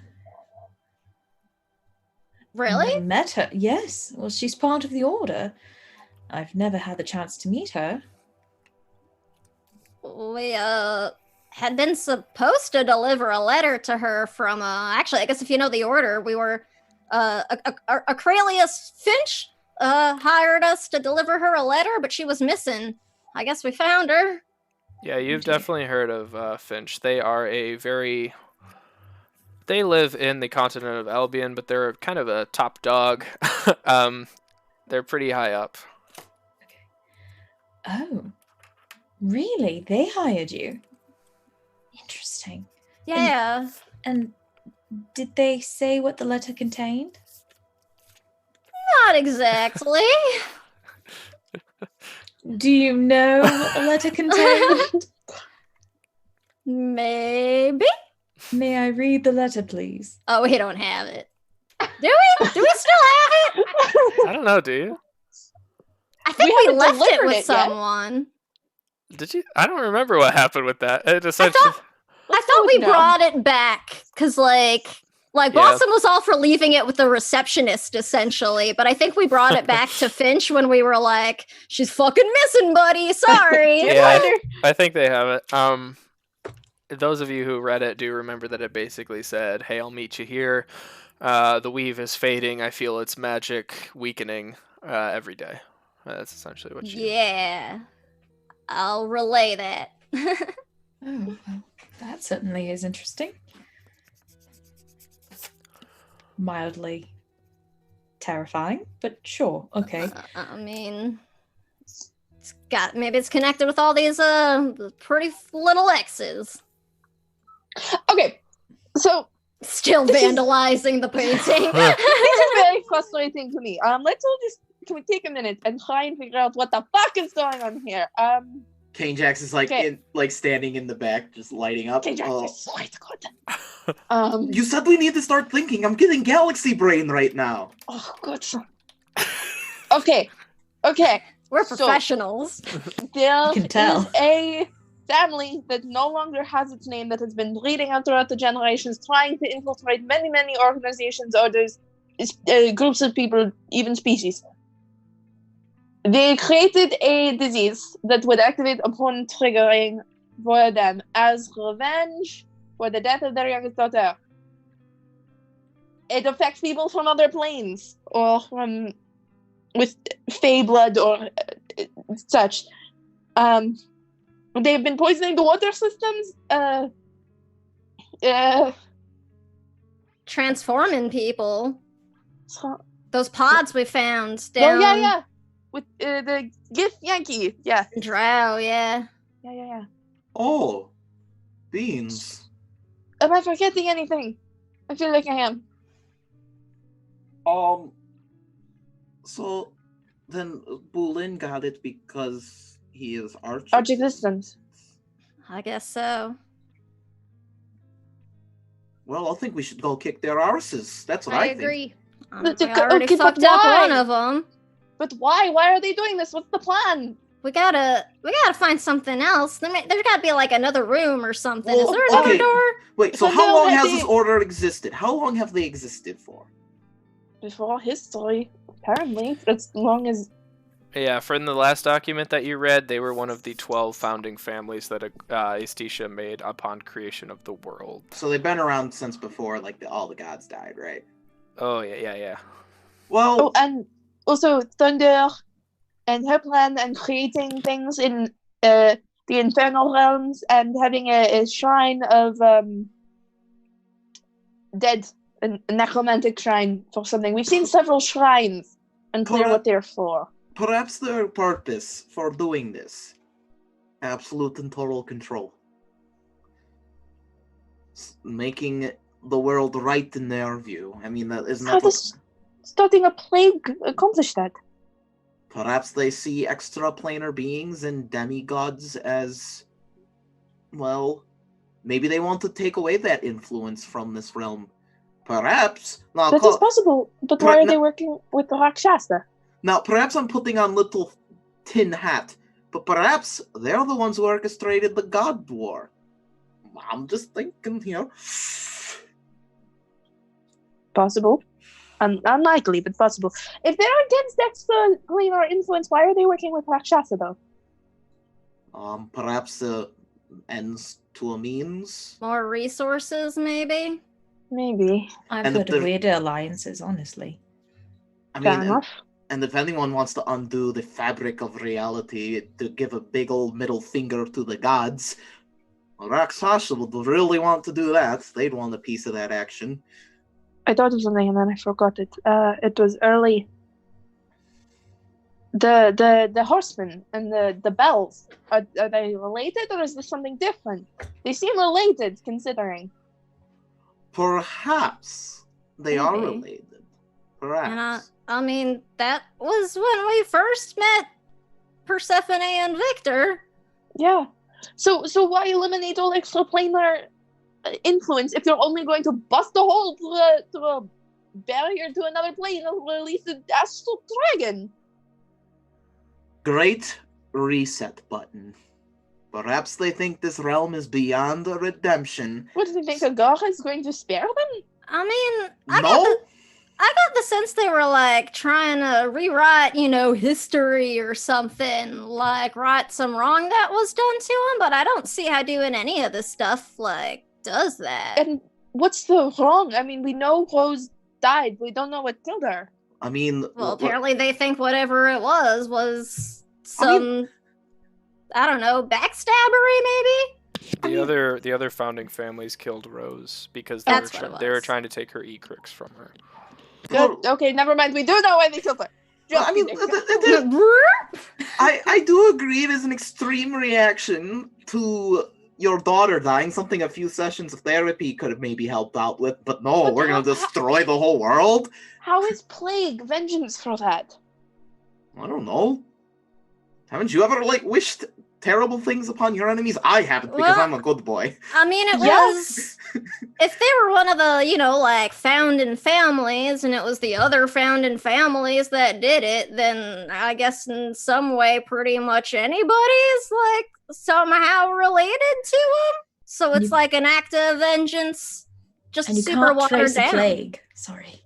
Oh, no, that's a good point. You're smart. True. And also, they did get kind of the kick now? out of the road. Why now? You're asking a lot here. Smoke this. You'll stop asking so many. It said in the book that it would be triggered by something. So why now? I don't know. Maybe. Ixelion kind of silently watching all of this. He's like, well, I don't know what you've all been through, but you did say horsemen, no? Yeah. I'm not super familiar with which horsemen you're indicating, but horsemen typically signal the start of things. Yeah, there's the breaking of the Agora's bells. That's when it began. But the plague was around before that. Right, but it did say that it was lying dormant, no? Yes, but it wasn't dormant, though. It killed lots of people. They're not perfect, maybe. Maybe. Maybe somebody in the family was acting when they shouldn't be? Maybe. I think we need to worry less about the why, and we need to start worrying more about the how the hells are we going to stop these people? If we know why they're doing it, though, then we can follow it back to the source. I mean, I don't think what we're gonna say. Oh, we're sorry about your daughter. I think a good old maul to the skull. That rhymes. Well, yeah, but that's not gonna help the people who are sick with this shit, though. We gotta see if we can find, I don't know, anything about maybe they were working on their own cure or something, or And if we can figure out why, maybe we can figure out a way to stop it, too. Come this far looking for a cure, I am not letting it slip through my fingers again. No, we're gonna find one. But We'll figure it out. If it's an orchestrated plague triggered by someone, then if we find out who triggered it, we maybe can find a way to stop it. Well, if we flip through these notes, we might be able to bounce to another if they've got one secret base here, they have to have other secret castles, right? Do you have a point of origin for the plague? Do you know where it first started? That's a good point. Can we see anything in the notes? Like, can we find the first note of... or anything like that? Sure, I'm being generous. Why not? That means we're really fucked, y'all. Dump that lore on me, Daddy. Give me that lore. You see mentions of places just outside of Hagrimar. They don't mention it by name, but they do say that they wanted to be right outside the big city. And that's where all this started, isn't it? That was where we met. Yep. We still never figured out what that mask guy was, because it wasn't a horseman. Weren't they from the void? That's what I thought. Weren't they like servants of Agora, I thought? Like her Yeah. cultists? I just assumed like declaring yourself for some, creature like Agora might fuck you up somehow. What was that thing I got from the thing? The stone, shiny magic stone when I killed the thing.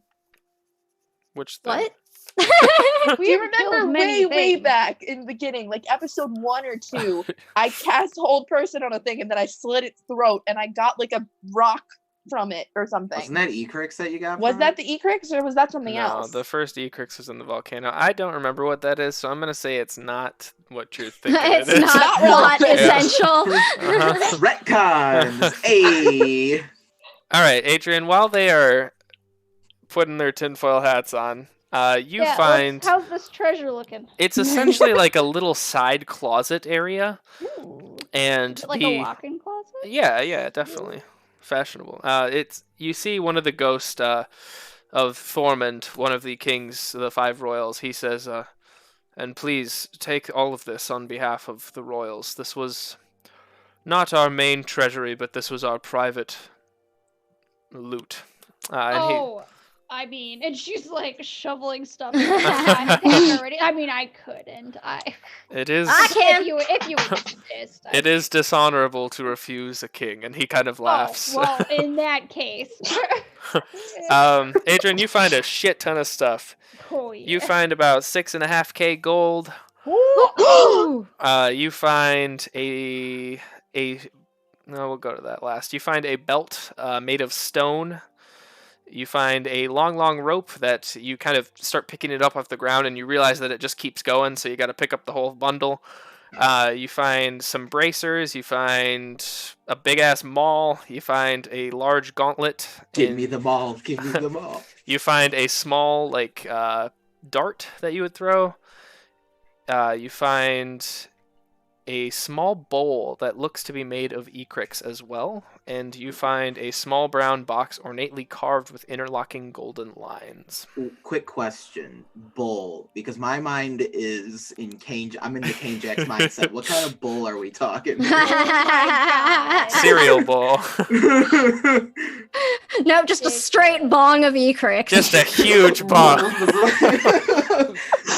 Yo, that's It's a pretty king. lit. Yo, if I was a king, I would use enchanted metal to make a bong. Let's be real. It's magic rock. All right, so yeah, that's a lot of stuff, but Can we divide up that gold? Do we all get some? I'm like, are we like hearing like coins clatter as Adrian's like shoving shit in her pocket? Ting, Adrian, ting, ting. like walks out of the closet, like her backpack is just like bursting, like little stuff is just dropping. Oh, and hey, she's Syrian. walking. What you got there? In Hey. good arm. Smoothie. smoothie. Hi. Yeah, Do that's you want some? looks like you could use some help carrying.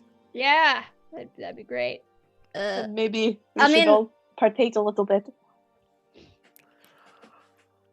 Adrian. Adrian just kind of like looks down, picks out a clean spot on the floor, and just dumps everything. All right, take your pick. I call the hammer.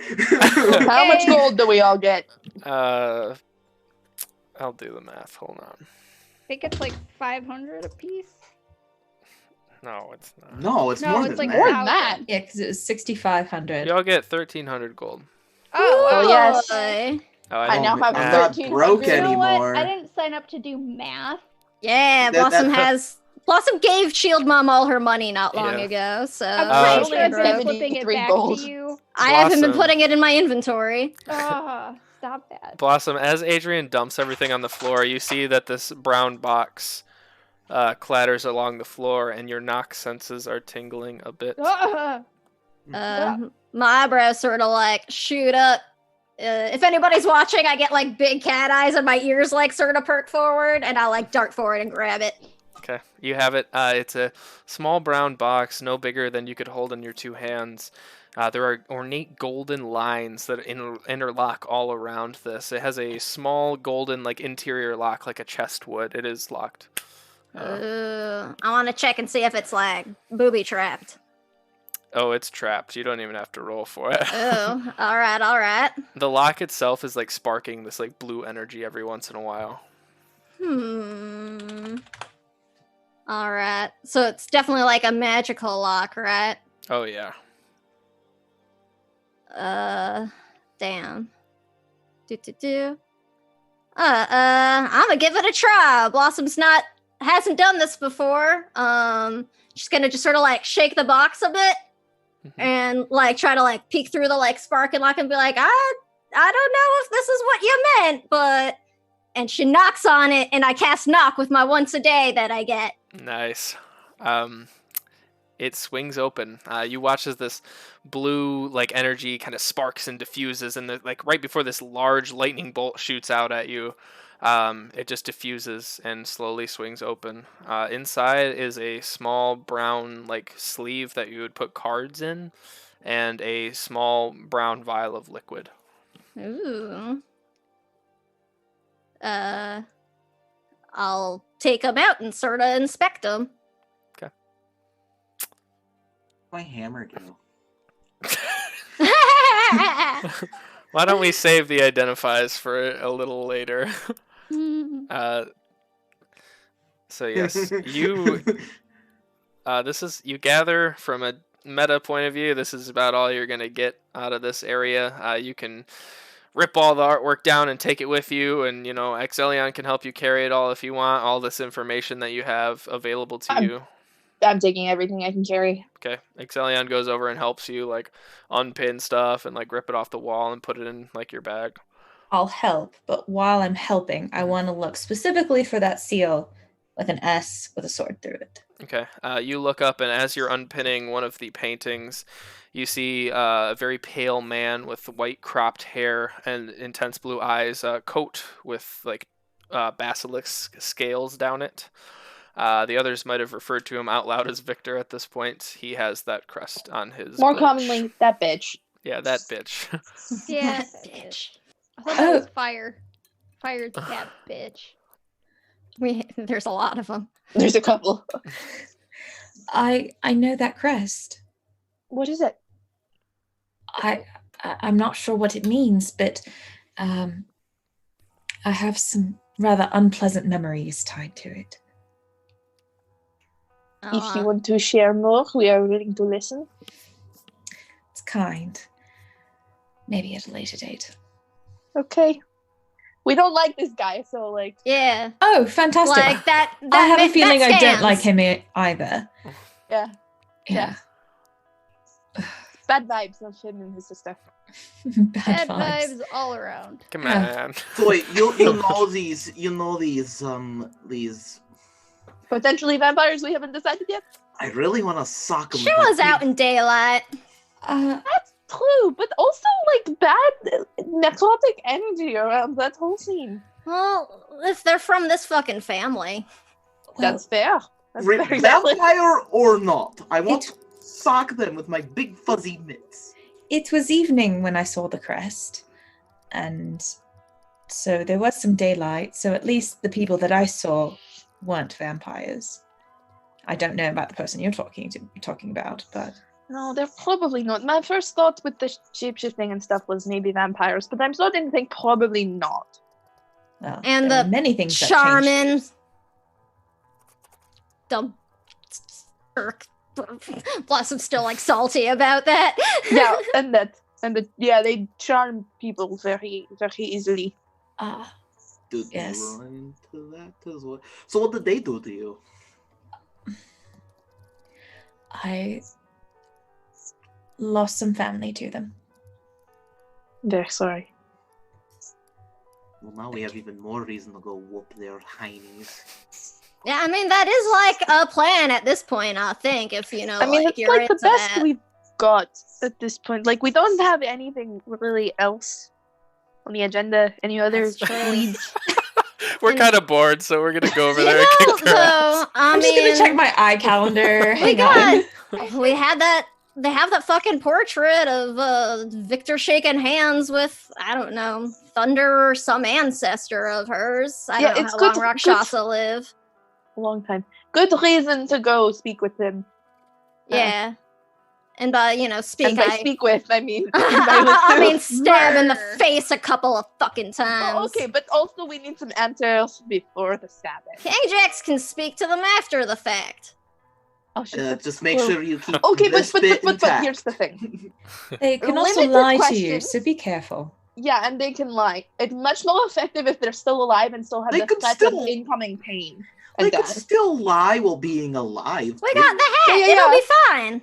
It worked last time. But you can Wait. compel the truth out of still alive people. Wait a minute. Let me take a look at my possible spell list. Give me a second. Flips open the Bible of Bulin, the Bulin Bible. Oh, I do have a spell that could make them have to tell the honest truth. Yeah, good. Why haven't I used that yet? Because we're No all rush. upstanding citizens and none of us ever lie about anything. Yeah, I've always just told you the straight truth, King Completely Jax. honest. Always, every time. Blossom's Saren, are like, not even you- serious. looks real sus at Saren. Are you telling the truth? Yes? Okay. That spell's really handy. See, I casted that spell. You didn't realize it because I was being extra sneaky. You are so clever. I think Clever. Totally I didn't think- cast Sound of Truth. I think we should start trying to find a way to get out of here and fill Kid on what's going on. Yeah. All right, so y'all make your way out of this tomb. It is dilapidating quickly around you, so at some points it's more like a fast walk instead of a slow jaunt. The place where the water was is kind of caved in at this point, so you can just walk right across it. You don't have to swim through. The undead crocodile is crushed underneath of one of the boulders, and you kind of look down at him. Is that the one Adrian scared? Yeah. Okay. I You mean, make- not anymore. You make it out through the throne room and out to the exit. You get to the door and you see Kit and a few chapters members. I'll describe her just for everyone's sake. You see a drow woman in front of you. She's wearing loose fit pink like robes essentially, and they have like white like flowers and cherry blossoms on them. She has these deep like pink eyes that are kind of startling. And she has, purplish gray skin, as drow tend to do. And she has white long hair as well down to her waist. And this is Kit. She is the leader of the Chapters of Brass, a successful mercenary company across the world, basically. She looks in and she's like, "Oh, well, I was going to come help you, but it seems that you have it under control." Yep, pretty much. Bell is intact. I knew it would be. We sent Adrian in. Although it was kind of, I don't know, close call. There was Touch and go. someone. Yeah, it might be a little cracked. Look, the sky is literally falling out here. I would love to hear all about this. The but sky is shit. falling? Oh shit. we really need to go home now, and don't tell anyone else. And she waves her hand in the air a little bit and opens up a portal, and she's like, Oh. please don't. Anyways, and she kind of steps through, and she's like, come on. Secret Can you save with teach me how to me. do that? I'll follow. Okay. Let's take our break right here, and then we'll go over some role playing and all the items and stuff. But Oh my god. thanks for We joining still have us. visions! That counterspell was saved the day. She was about to do 55 necrotic to both of you. I see down. Yeah, Dear so God. Hurt me, daddy. Yeah. Oh, That would have man. been all of my HP. I would Yep. have gone unconscious immediately. Yep. Tread Oh on my me, God. daddy. So that Fuck. might have saved the day. So well done. Sarah and MVP. Several all right, lives. we will be back in 10 minutes. Thanks everybody for joining us. We'll see you in a minute.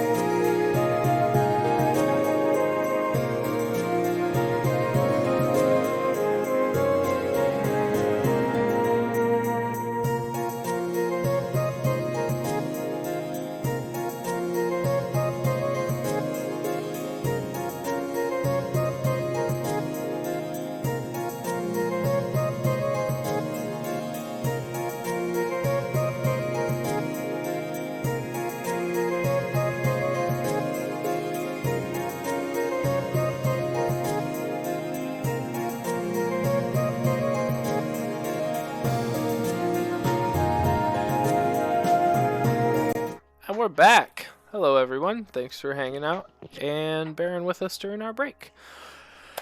So the wrong turns step through this portal that Kit produced from a illegal magic item that she may or may not possess. And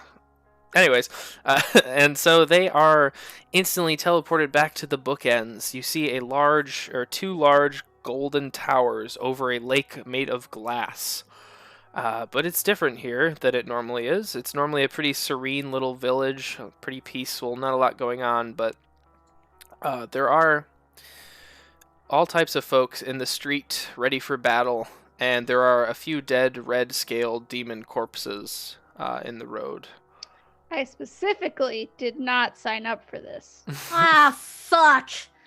Like, Blossom's like got her specifically. like stuff back out and is just like looking around for anything. Specifically did not want this. Kit says, happened? well, when the bell was ringing, it seemed that every ring created a little hole in the universe and dropped a few red-scaled demons out of the sky. Nothing the chapters of Brass can't handle. Everyone's okay. Adrian Callan is fine. Good.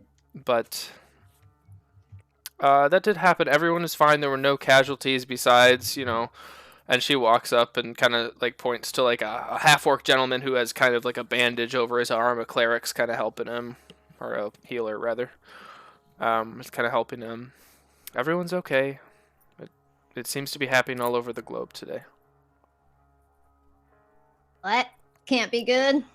It's rather disconcerting. Yes, well, I have things to attend to. Please go rest. You have done the...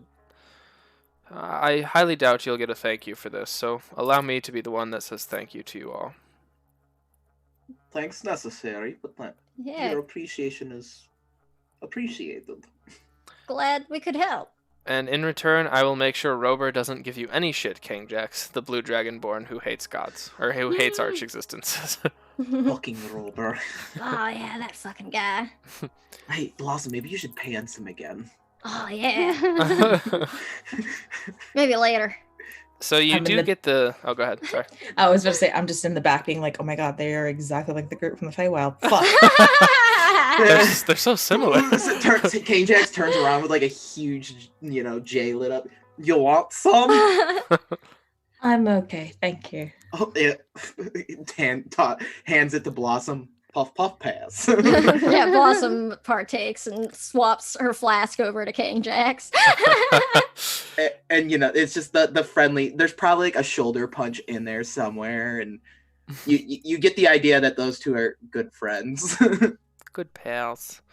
They're So bloody. as you walk through the streets, you get the feeling that it was deserted when everyone left to go fight for the bell, but now everyone seems to be back in town. So it is quite like bustling again. There's a lot of people cleaning up the streets from there's some turned over carts and wagons from the scuffle, but everything seems to be okay. Well, this is good. Everything's fine. Everything's we're safe. This is safe. I think I want to go check out the prisons, see what exactly happened whenever Brazy fucking left. If anyone's even still there. Adrian, I'm sure you want to go check on Callan. Don't feel like you have to, come. Greatly appreciate that. Thank you. I'll come by right after. With everything happening, I gotta see what the fuck she's up to if I can, I would like to go with you, Blossom, if that's all right.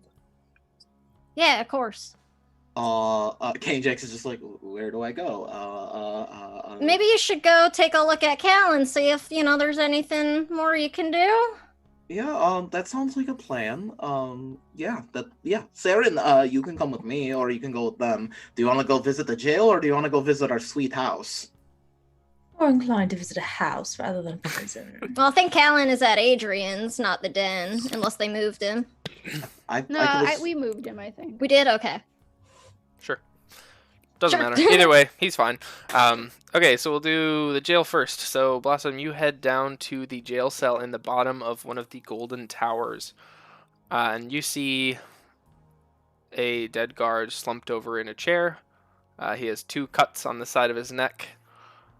And they look to be from dueling hand axes, if you had to guess. And there is also a jail cell with bars that have been bent. So a slender figure could probably pass through. Ah, shit. I mean, Breezy was fucking strong, but I don't think she's that strong. Yeah. Is there any sign of the arcane around? No arcane. You do get the sense that the reason this figure, since most of the army was gone, this was the only town guard that was left for the jail because they were very scarce. So nobody is really down here checking in on the guard, and it's completely up to them. And yeah. Can we tell how long he's been dead? Oh, it's a little stinky down here. It's a long time. Okay, that's kind of what I figured. Blossom's gonna just sort of look at Bryn a little sheepishly and be like, don't judge me too hard. And I'm gonna pull out that blood compass and give it a try. I've still got, I think, 4 more things left. I don't have my notes out. It's 4 or 5, so. That's all good. She is reading to the west.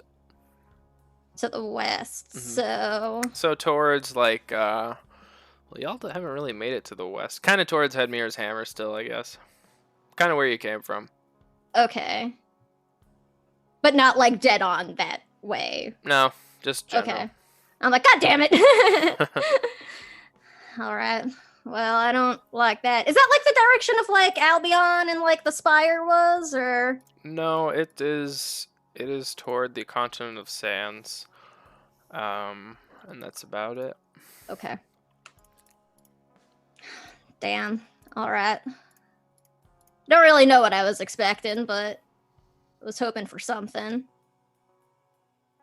Do you think with Thunder removed, she might have been freed from that influence?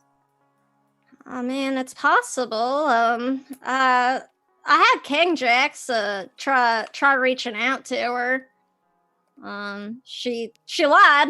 She said she was at Hadmira's Hammer with the chapters and that she had joined, which I mean is like fucking bullshit. True, no. No way she did, but actually, not that they're killing a guard. No, I kind of suspect. Well, I mean, I figured that that was before this happened, at least. But I don't know. I thought maybe she might still be in the area or something. I mean, it's always better to lie with like a little bit of the truth mixed in. So if she didn't join the chapters, maybe she was at least around them. But I don't think she's sticking around too much now, unless she was just waiting for us. We can find her again. Yeah. So, because I don't know why she would. I mean, I guess I know why she would lie to King Jax, because we did kind of almost kill her last time, but she was out of Thunder's control. I feel like, I don't know, King Jax was pretty much like, hey, I'm Blossom's friend, she's worried about you, but... Well, the question is, of course, was it Thunder's control, or was Thunder working with somebody else? Yeah, that's true. You said there was like a male voice in her head, I think. Yeah, right? It was very, very strange. It didn't sound like Thunder. Huh. And it didn't sound like anybody we met, like, in my family? I don't think so, did it? No. No. Deeper, more gruff than Blossom's father or anything like that. The Rakshasa figure from that, like, old-ass portrait, did it seem male or female or unknown? Appearing female, for sure. Appearing, okay. Did it look like Thunder? Yeah. Damn, I got no idea, but I'm worried about her. Yeah. In my research about Rakshasa, did it ever mention any potential allies she would have in the Infernal Realms? A lot of the Rakshasa they kind of feed off of deceit and trickery from what you gathered. So anyone that could further that goal is likely to be an ally. And in fact, just from that research alone, you know that even ally is a loose term with Rakshasa. They are likely to trick the person that they call an ally as well. Do I know any arch existences that would fit into that? And is there an arch existence of deceit? Not really. There's an ex-god of deceit named Muama, but he is dead. Yeah, but he's dead. Yep. Okay, worth a try. Alright, so Dryad's Den. You all kind of meet up, Blossom and Bran a few steps after the rest. And Adrian, you take to your room, and you see Callan kind of lying there, breathing softly. And Heaven, the Asimar woman who has been kind of watching over him, stands up. Says, "Oh, Adrian, you're home. He's unchanging." Yeah, I figured. I'll give you some space. Thank you. And she leaves. Adrian's gonna sit down by Callan and like take his hand in hers and just kind of start speaking to him. And I'm sorry I was gone for so long. I shouldn't have been gone that long. I probably shouldn't have even gone. I'm sorry for leaving you here alone. Yes. The chest slowly rises and falls. He's breathing softly. She'll kind of like pull up the covers a little bit, tuck them in a little bit more snug, and pick up a nearby book and just start reading out loud. Okay. You have a nice moment. You sit there for a while. Is there anything else Adrian's gonna do with Callan, or? Not really. Okay. All right. While that is happening, King Jax is gonna like awkwardly take Sarah and I'll give you a tour of the joint. I'll put it on Roll20. I file what I see kind of in my head, and then I will follow him and let him give me the tour. Okay. And this is where we talk up. It's nice every room. It's a nice wooden log cabin feel. There are about 8 wings, all with strange rooms and well-decorated areas. There is a small patio out to like a babbling brook with a small pond out the back, and there is still that large cage that seems to be empty outside. But other than that, it's a nice log cabin. On the top, it is like a little greenhouse. How quaint. So it's pretty cozy. And that there, you see that hole in the wall? Bulin and I made that. Yes, I can see. See, Bulin is my really good friend. Basically, he's like a brother to me. But he's also my god.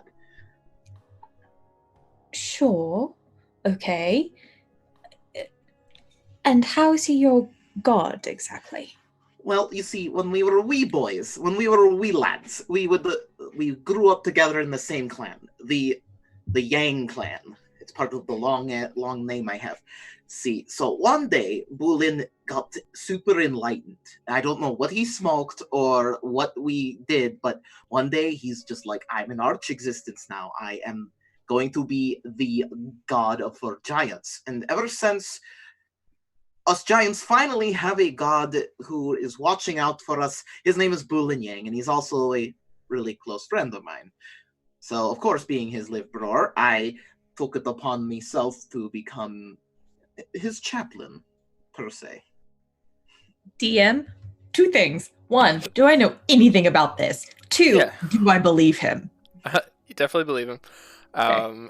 You do know about Bulin Yang. You're probably not super familiar. He's an arch existence who basically gave protection and more sense of being human to giant kind instead of like Or following like the stupid giant people instincts. that bonk people on the head. They're now like a society. And you grew up together. Yeah, we basically were brothers. Live bror, life brother. Right. Okay. Sure. And where do you come from? What about you? What's your story? We all have one. Well, I'm no one really. I'm self-made, self-taught. I had parents, had a sibling. Nothing terribly exciting, I'm afraid. We traveled. We worked on farms when we could. I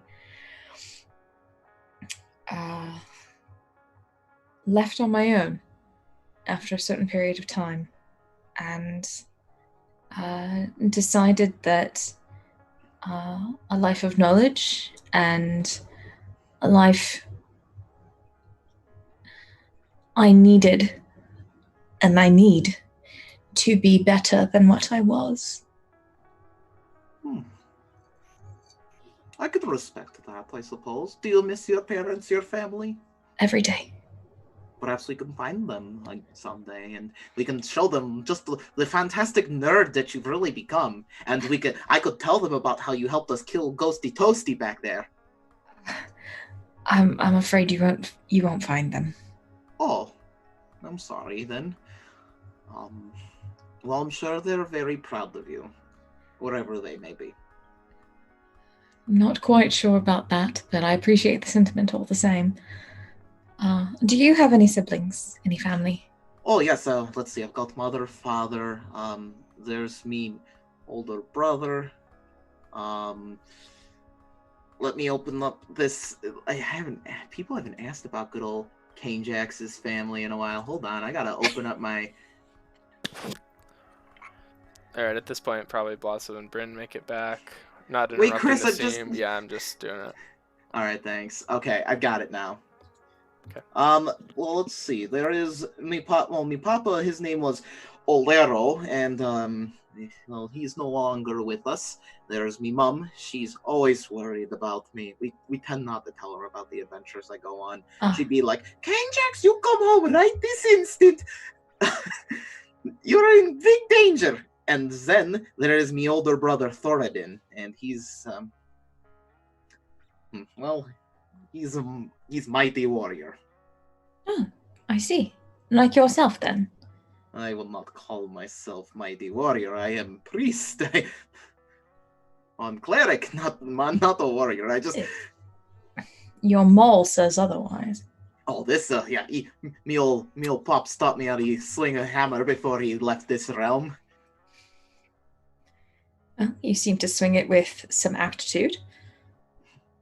Well, I don't like to toot me own, me old bullhorn, but...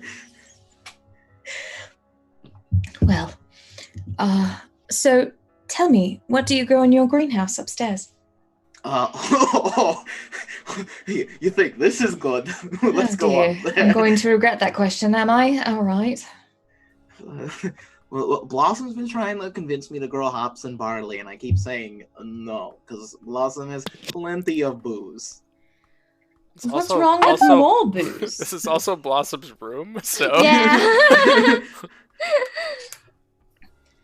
So if you're actually leading her up to the garden, Blossom is probably up there. And, like, she has an actual bedroom, like, off the greenhouse. She just doesn't actually use it for anything. But she's, like, opening the door as you guys come into the greenhouse, and, like, she forgets that she had set a trap before she left, and, like, jumps aside, and, like, a dart comes flying out past you guys. She's like, oh, sorry about that. Forgot, it's been a while. Sorry, I was asking as to what was being grown up here. My apologies. Oh, well, I don't know, we got lots of stuff. Most of it was here when we got here. King Jax's corner is over there. I'll just, like, point. Is that a weed of some sort? Several sorts. Cannabis sativa, come on now. Oh, yes, I've read about this. Some of our more philosophical members of the Order of the Weave tend to partake. It helps us get in contact with the spirit realm and talk to the ancestors. Sure. Okay. Blossom has Looney Tunes to portable hole against, like, one of the trees, and is starting to, like, drag her crates of, like, booze out and, like, leave some of them in the, like, in her room. This is what you signed up for. So she's got some at home and some in her hole. Would you, can I interest anyone in a little bit of, relaxation? I will never say no to alcohol. Here you go. I'll, like, crank open, like, one of the crates, and, like, toss you a whole bottle. You've got quite the collection. Yeah, some asshole, fucked us over, so when he abandoned his tavern, I took everything that I could fit in here. Good for you. Thanks, he was a dick. I've met a lot of those. Yeah, so do we. We'll have to swap stories. I'm a little too sober for that at the moment, though. Oh, well, we can work on that. We got plenty of stories. Sounds good to me. Well, I mean, yeah, King Jax. So King Jax, like, everybody's got their own bottle now, and Blossom's, like, arranged the crates so we can all, like, sit down. Yeah, and I will sip on my full bottle that I have received. Hell yeah! Yes. That's how Blossom rolls, yo. Y'all swap stories and have a decent time for an hour or so. Then downstairs you eventually hear a little playful knock at the door. Wonder if that's Kit. Start heading down. I fold up my hole and stuff, so I've, like, still got it. You kind of look out the peephole and nobody's there. I'll drag myself away from my books.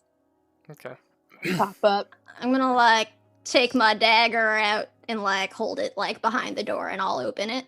Okay, you open it up and you see a short man in a green three-piece suit, a little pudgy, a gnomish fellow. He bailed out! And He this bailed out!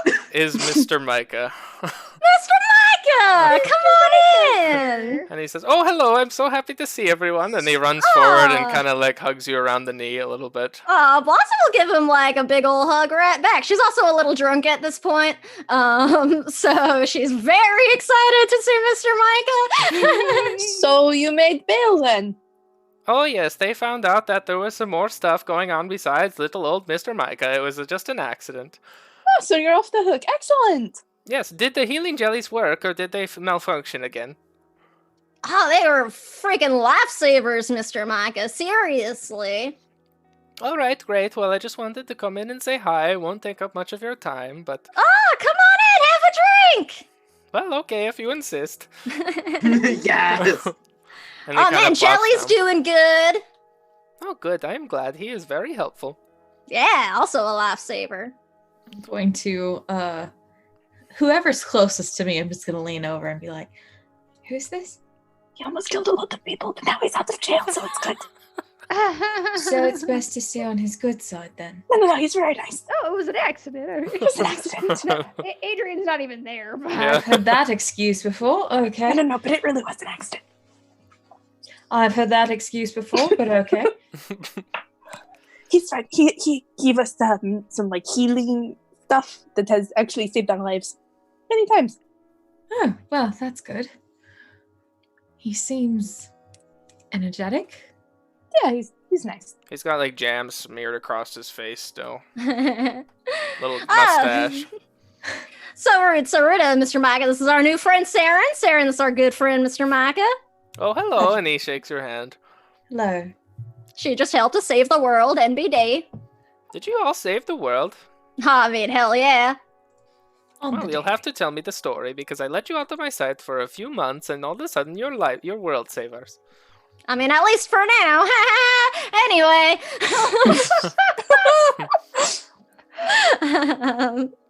I'll like disappear back upstairs real quick and like come back down with like more bottles pretty much. So there's enough for everybody to like share and stuff. Bryn does not take one. We got whoever wants. I mean, there are glasses if you want to be civilized. Mr. Micah pours like a really small glass. Yeah. How long have you what's been going on? The last time we saw you, you were under pretty heavy lock and key in your shop. Well, when you all left, the little jelly thing that almost ate everybody, it came back to life and tried to kill everyone else. Oh. Oh, good. Shit. Good. It came back to life, like where it Yes. was. Yes, and there was much more of it, and the town guard that were still here took care of it before old Mr. Micah had to step in. And then they were like, oh, Mr. Micah didn't make that one. It's totally not him, and so now I'm here. Oh, well, I mean, that's terrible, but also good. It's one way to prove your innocence, I suppose. Yeah, they let me off. At least I don't have that half-orc woman pointing a crossbow at me all day anymore. Yeah, I'm sure. Probably a lot less stressful. How long ago was that? Oh, I don't know. Maybe about a week. Alright, so that was like probably about just when we had left Albion, I guess? Because I know Pretty our much. trip was much shorter than it Yeah, would pretty have much. been. Time is relative. We never Yeah. figured that shit out either. Crazy to rune shit, I'm guessing. Probably. This All feels right, like a well, I good don't time want to for hold you Adrian up. to join the crew. Okay. She'll walk down the stairs to the front entrance, I'm assuming is where you all are, and to like looking kind of somber and just grumpy as usual. And oh, you're out. Yes, it is me. Nice to see you. Pleasure. Oh, well, that was very nice. Adrian! Blossom has a lot of Bottle. alcohol. Already in Adrian's hands. Oh, I can't hear you. Oh dear. Okay. Oh, there you are. You can hear now. Must have just hit the mic at a weird angle or something. Sorry. Alright, well, like I said, I don't want to hold anyone up, but if you ever need any more healing jelly, stop by. Have a good day. And he places his cup down and he puts it in the sink like a nice boy. And Aw. he steps down off of his little stool and, you know, gives you all like handshakes, hugs, whatever, and kind of runs out the door. Well, that was nice of him to stop by like that. I'm very glad he got out of jail. Me too. I didn't think that was like, real. It was an I kind of accident. thought he wouldn't get out, but that's fine. I'm glad he did. Yeah, it wasn't his fault. Glad he didn't cross Breezy or something on the way out. Oh, yeah. That would have sucked. Oh yeah, by the way, she's definitely out, King Jax. Oh yeah, she Adrian. escapes for sure. Like, yeah, super killed a guard on the way out too. Oh yeah, there's also a guard corpse. Someone should probably do something about. I feel like we would have mentioned it. Yeah. Kit'll handle it. Yeah, I figured we told It's a somebody. Kit problem now. Sorry, I who? Oh. Blossom, you want to take this one? Want is a strong word, and Blossom will like tilt her head back and drink an impressive amount of whiskey in like one fucking go. Be like, Breezy is my cousin. Oh. And not And- a favorite cousin based on the amount of alcohol you just sipped. Potentially a cousin under the influence of some kind of demon. We're not sure. Yeah, once Sure upon a yet. time, she was my favorite cousin, but she hates me now. Oh. And might be being controlled by a demon who was on that painting we found. Remember the mustaches? Oh. I mean, we don't know if it's the same demon, but it's, you know, fucking how many tiger tabaxis are there? Actually, there's a lot. Blossom's like starts like thinking about her family tree. There was a Rakshasa pretending to be Blossom's. Maybe actually Blossom's aunt, maybe pretending to be Blossom's aunt. Unclear. It's unclear. But anyway, there was a Rakshasa involved Did in you this somehow. kill the Rakshasa? Yeah, but she For may still now. be like alive in another plane. Like maybe Right, in the infernal realm, she's still kicking Right around. about that. But she's not brainwashing my whole family to murder people anymore. So That's silver always- An lining. improvement. Yeah, Good, I it's suppose. You only have a Rakshasa's undying hatred. yeah. I kind of think Yeah. I had that before I killed her anyway. So I mean, far as I know, everything's kind of the fucking same. I suppose no news is good news. That's Well- what I used to think. She may be mustering a force of demons in another world, but I'm sure it's fine. Yeah. It's Tuesday, Shit. I suppose. Welcome to the wrong turns. Yeah. Meta note while we're just kind of chilling. We have lots of items to go through and Ooh, identify yeah. as well. Oh yes. I want to. K-Jax, you want to identify some stuff? I don't have the identifies. Do I have it? Someone has it. You have. Ew. Yeah. And possibly I'm our new used to it friend being- Saren. I Not sure me. do. And it's a ritual, so you don't have to blow like all your slots, y'all. Let's identify some stuff. Ah. Drunken identifications. Let's go. This does something. All I'm right. used to giving stuff to Gray to identify. We've got tons of stuff here. I'll start with the least cool, I guess. Okay, so you have a spool of rope that is endless. It can go on forever as long as you let it down. So an endless rope someone can write down. Who wants the endless rope? I'll take the endless rope then. Okay. Why don't we like make a list first and then we can That's divvy what I'm things up working- That afterwards? might be a better idea. Okay, you have bracers of defense. If you are not wearing Ooh. armor, you gain +2 to your armor class. Oh, that's not me. You have your 2 shards of Ecrix, which King Jackson and Adrian have. You have a belt of Dwarven kind. It gives you advantage on poison saves and resistance to poison damage. Ooh. And you could speak Dwarven and grow a beard. Nice. One of my favorite items. I love belts of Dwarven kind. Adrian! Is it you can grow a beard or you will grow a beard? You may decide to grow a beard. Okay. Yo, Adrian, do it. Adrian with a Adrian. sick Do beard. it. I'm here for it. Just like a cool, like dwarven braided, like beard. Oh, I'm that'd here be for sick. it. I'm actually picturing Adrian with like 5 o'clock stubble looking badass. Oh my god, like a Oh, 80s man. action hero, but all Yes. the time. That's I was amazing. thinking like Thorin Oakenshield from The Hobbit. Oh, yeah. That's good too. All right. We'll keep it on the table. The next thing is a small metal gauntlet that affixes to one arm, and on the in the inside it has like a blue crystal, where the inside of your forearm would be your wrist, and it is called a arcane gauntlet. It gives you one single use of counterspell essentially, but then it reflects that spell back to the caster. Oh shit. It has a certain DC, reverse. and it is only for single target spells. So you couldn't like deflect a Okay. fireball, for instance, but like what's a good Magic example? missile? Like magic. Great, yeah, magic missile. Yes, you could. There is a certain DC that you have to roll, and all that. I'll get you the details in a handout tomorrow.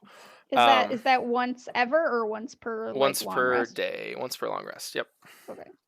And then the last thing is, well, there's two things. The last thing is a Maul of Disruption.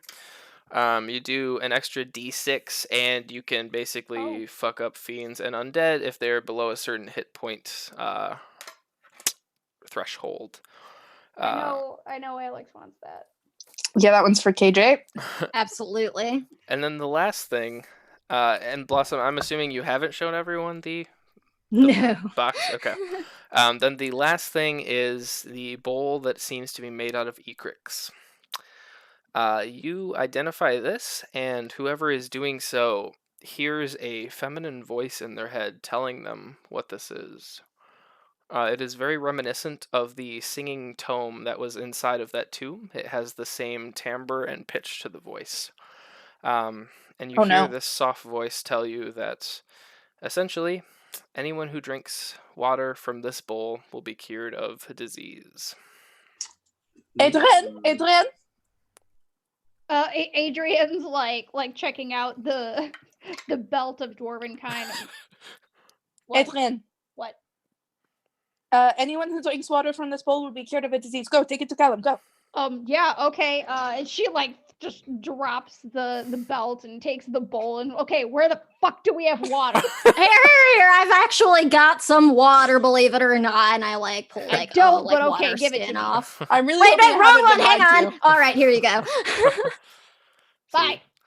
Adrian, you take off running down the hallway, careful not to spill any water. You're just kind of running through the suits of armor, kind of elbowing them out of the way. And you get to where Callan is resting. Dear God, please let this work.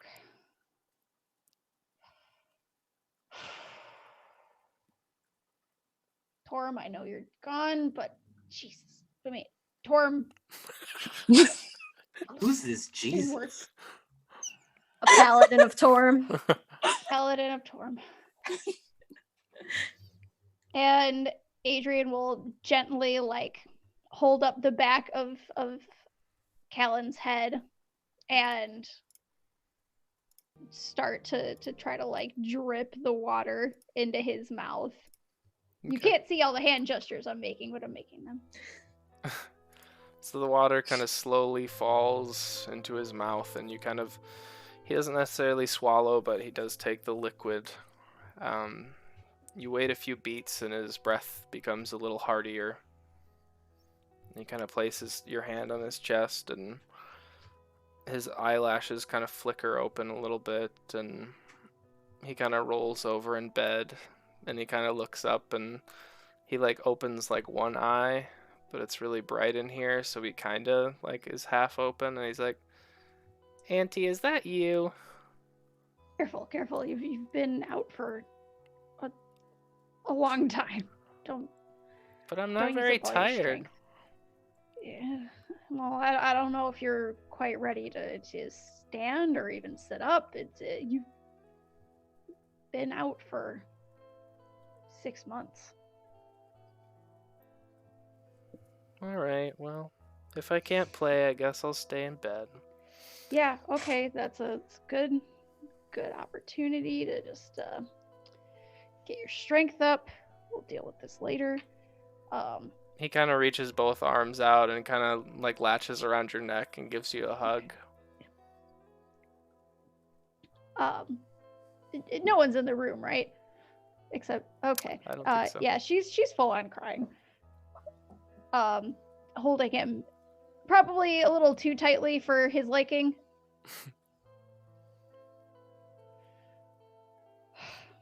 He's not saying much and just letting you cry, but he's also a little confused as to what's going on.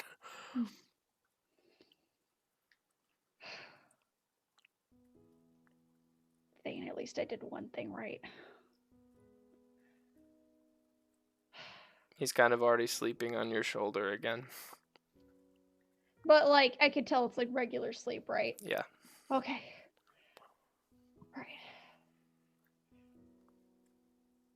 She sort of, like, gently lets him lay back down, tucks him in again very, very carefully, not to wake him up again. Okay. Steps back. Takes the biggest sigh of relief. Quietly tiptoes out and closes the door. Oh, God, yes. Blossom's like right on the other side with big cat eyes. Is he Like, awake? did it work? Is he awake? He's saving up his strength. I don't want him out of the bed yet. It's been 6 months. His muscles are probably not ready for this. But he's back. Blossom gives her a big hug. King Jax will come in just Bryn like big cheers. fuzzy. I'm in the back, decidedly confused. So, okay. Yes, thank you all for... Yep. Okay. I'm gonna go into the room and I'm going to cast one of the restoration spells on this boy. Okay.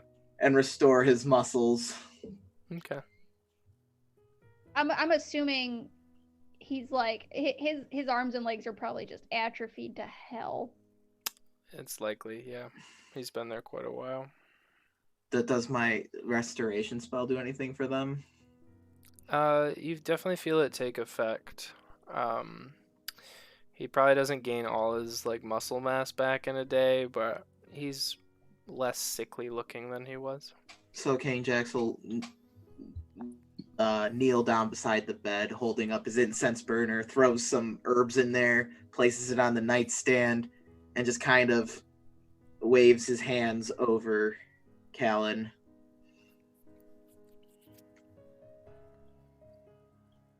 Well, and walks back out. Well, I can keep trying doing that, but he's going to have to do some work on his own.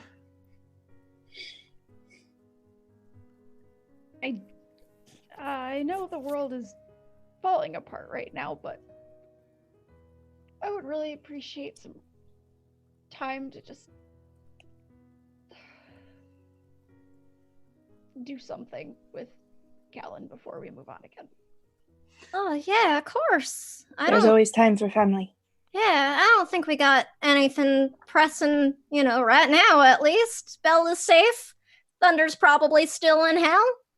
And we've got to do research. And I'd Yeah. rather do research in my comfy house than out there. Yeah, that's true. That's a good point. We have a whole library here. And plus, King Jax turns around, runs into his room, runs out, pulls out like a rugby ball looking thing. You can play catch with him. I don't know if he's quite ready for that. It shoves the ball into your hands someday. This is so exciting for you. I'm so happy for you. Do you still want that belted dwarven kind? Yeah. Bryn is like Yeah. very obviously changing the subject because she can see. Yeah. You could grow a sick ass beard. We could be fuzzy buddies together. I'll braid it for you. Buddies. I don't know about that. You look great with a beard. I I don't know what appreciate accent that was. I liked it. appreciate it. I think maybe we should... Oh, crap. We never got a chance to tell Kid about Marsaurus or anything. We gotta help him and his babies, his hatchlings. Yeah, with that bowl, it's still magic, right? I think so. There's more than one use, right? Was that like so a our once new a day mission- thing? Yeah, we'll say once a day, but it doesn't break or anything like that. Right. Okay, our new mission is to go around the world with this bowl. Pretty much. I mean, the Marsaurus's lair here, at least, isn't too far from the chapters. Maybe tomorrow we can just make like a day trip over, help Yeah, his kids at least, and yeah. maybe Kit can use that, thing she totally doesn't have that we're not supposed to know about or Definitely mention not, yeah. again to get to Marsaurus quickly. I think Wink. that might be worth it. Wink, wink, nudge, nudge. Am I right? Yeah. Yeah. All right, well, that's a plan for tomorrow. I think tonight it's a good time to fucking celebrate, though. Holy shit. Well, we should probably like distribute this stuff real quick first. Nah, fine. Who wants what? I think this mall's got your name on it, King Jax. Yeah, Oh. for King I'm Jax. Oh, Beans, yeah, picks it up. It like makes the Mjolnir vibrate sound. And we're pretty sure at least this one isn't cursed. Yeah. Pretty sure. Drops An it. Dealt with Well- cursed objects before. Yep. Yeah. Don't really want to talk about it. Oh, Yes. It Sweetwater. was not It's not fair. great. I mean, I cursed probably objects are should cursed for a have- reason. The rope because I will not be able to climb the rope. That's a. What's That your makes good- sense. I mean, I don't need a rope to climb. Yeah, you're fine. Here, Saren. Rope. What? You just got a big bundle of rope. I mean, I'll take the rope if no one else wants it. I think because I these can't climb bracers it. might be useful, Bryn. I would like some more AC, actually. Yes, that would be very good. What about this thing? And I'm like making the like gauntlet spark. What's this thingy do? Oh, that has a charge of counter spell. Oh, that's fucking clutch. It is Saren, based I on suppose? your spell DC, so take that into Ooh. account. I like Ooh. having reactions, but I do use quite a few reactions, so I probably shouldn't. I mean, I I know. have. This will be counter helpful spells for anyone. spell. I mean, I won't say no to it, but I don't think I can wear that at the same time as these other bracers. Alright, Saren, looks like you are getting the magic. Well, I mean, she can use counterspell too, though, right? True. Yes, True. I can use counterspell. No, And- Adrian, King Jax. I don't think I can counterspell anything, but I'm usually like right up there. You know, Alright, I'll. the people further I think might need it. Spells are for nerds. Yeah, That's this the throws them Adrian back women. in their face, though, Adrian. I'll pass. I'll take it. Fine, I'll wear the big shiny glovey. Do it up, King Jax. Look at this fancy glove. All right, and I think that's it. If Adrian's taking the belt, right? Yeah. All right, that is it for the items. You all have 1,300 gold. I think you wrote it down. And already, Adrian but- still has the bowl, also. And the bowl. Oh, and the sleep dart. There's a little sleep dart too. Oh, I'll take that. Yeah, Blossom, that's all you. Okay, I will make handouts for it tomorrow. I just didn't want to do it. That's fair. Okay, so you celebrate the rest of the night. Is there any role play that wants to be had tonight, or are you all just having a good time? Having a good time. Having Having a good time. All right. Stop. Great. The sky. Saren and I discuss magic for a bit. Yeah. Yes. Saren, at one extensively. point during the night, you do get a message, sending spell in your head, and it's old Grandpa, not actually, Quill, and he says, "Oh, Saren, I hope all is well. The sky is literally falling, and your weird friends came back, and they brought the library back, but you weren't with them, and I hope you're okay. Please at least let me know you're safe so I can go to bed." I take a second to process everything he said. Hello, Quill. Yes, I'm all right. Landed in a different place. Met some new people. They remind me of the people that I was with. But I'm safe. I'll see you soon. He burns another spell. All right, good night, Saren. That's literally all he says with his other spell. Good night, Quill. Tell my friends I still think Atlas should have been king. He does not respond. Fuck Alice. I'm The going only to reason I responded in that way was because I have had at least 2 bottles of alcohol. I would not Nice. have done that if I had been sober. Same. There's no stopping me. Oh god. Burn through the sky. Oh my yeah. god. Are we having Blossom, karaoke night? Is Right? that going At on? some point, Blossom will walk over to jamming out King Jacks. Like, you don't have to do it tonight. But maybe tomorrow or sometime soon. Would you mind helping me send some messages again? Pulls out little stone tablet anytime you want to, because we can give him a call, and we are going. Who do you want I to mean, well, I'd wanted to check in on my da and see if we can fucking get anything out of Breezy again, but I don't think we should do that tonight. Oh, let's get absolutely blitzed and call Cal. Yeah, okay. This feels like a bad idea.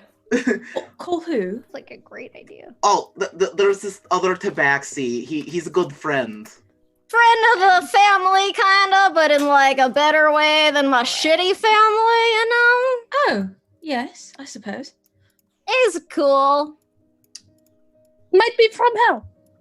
Oh, I mean, he definitely is. That You wasn't. seem to have a lot of hellish relations. Okay, we're not related. Very specific there. No relation. Okay. Good to Also- No know. relation, just relationships. Oh, I see. Adrian, that was good for you. I I mean, tried very hard, thank you. I liked it. Good job. All right, Yeah, you he's send in a message to Cal. Let's fucking do it. Tell him, ask him if he's okay. Don't like ask like I'm like super worried though. Like, don't make it sound like I care like too much, you know? But Blossom doesn't care too much. Okay. No, I mean, don't say that. God damn it. No, just like ask him. Okay, Blossom doesn't care. No, don't say that. But Just she make actually sure does he's care okay. a lot.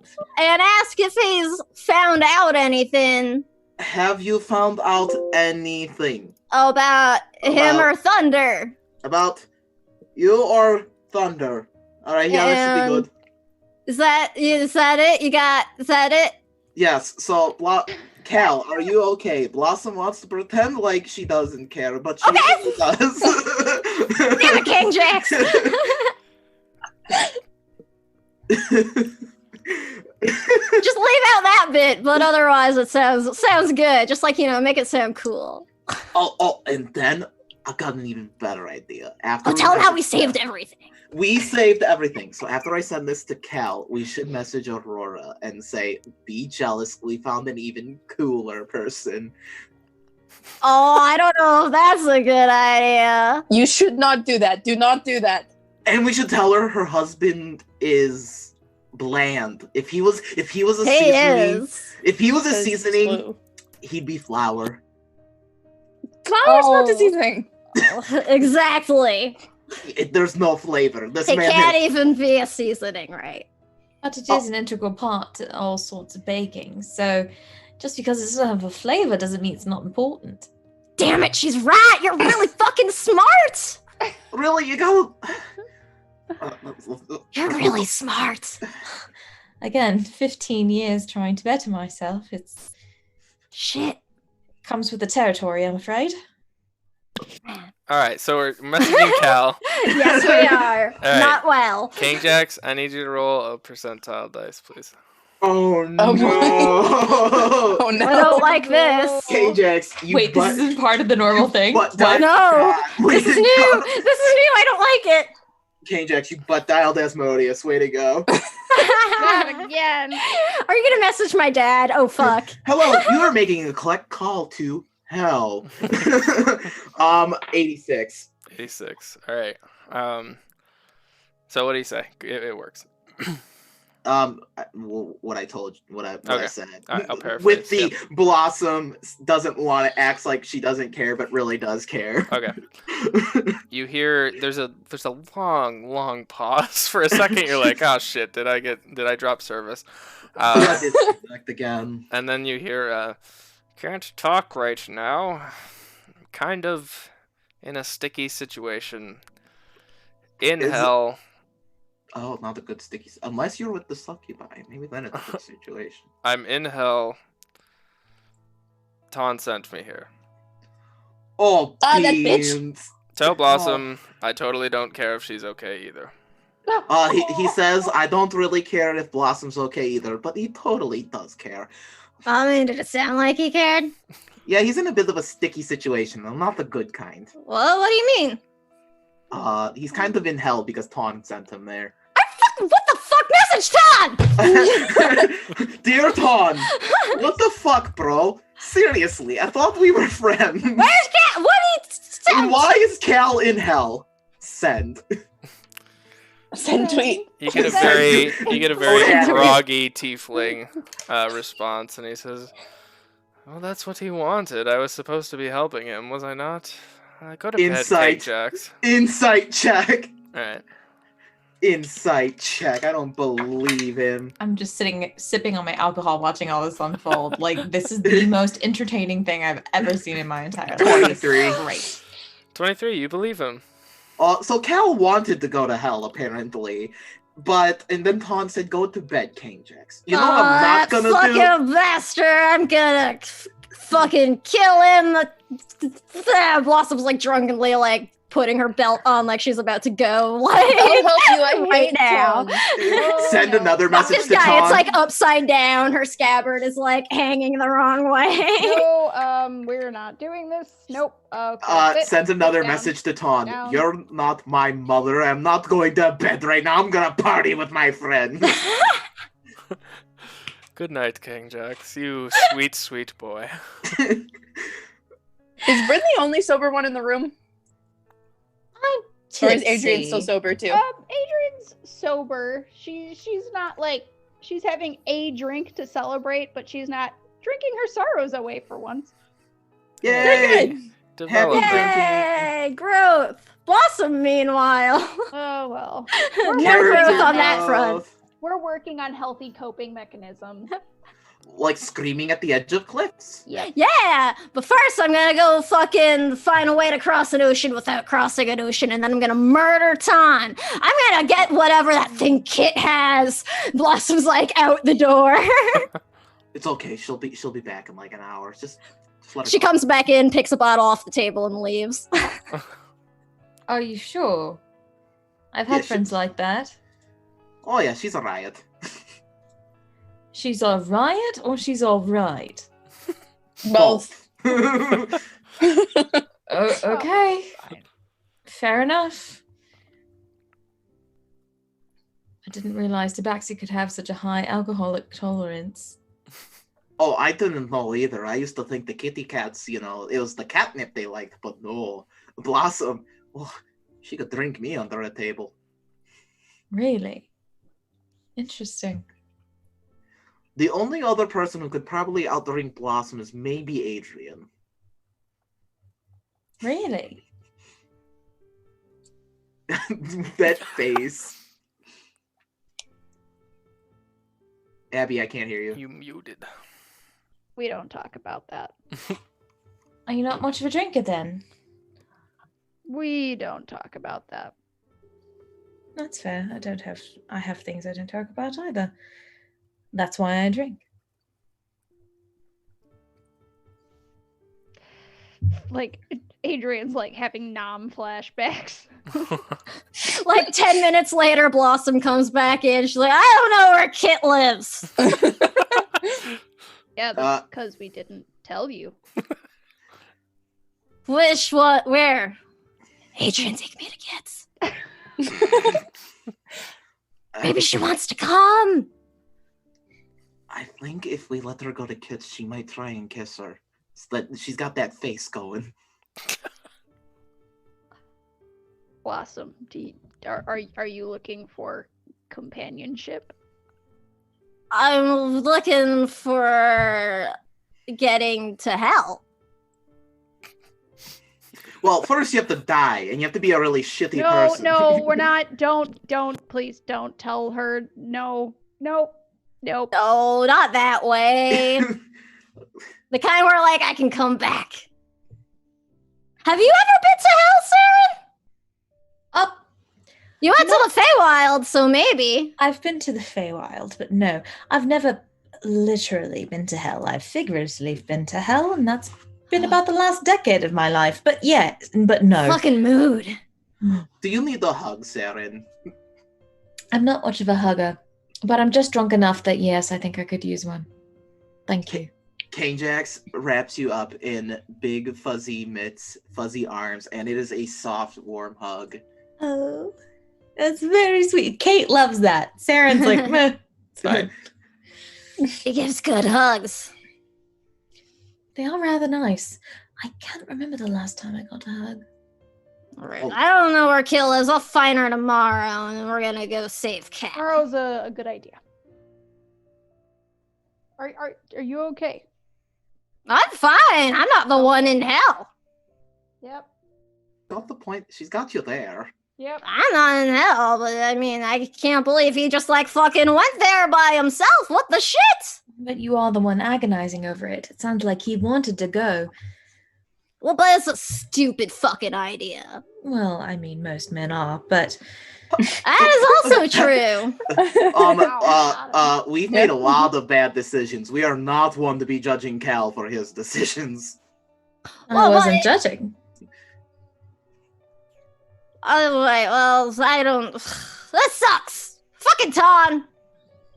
Yeah, Ton's the worst, but nothing we can do about it right now. I don't know what to do.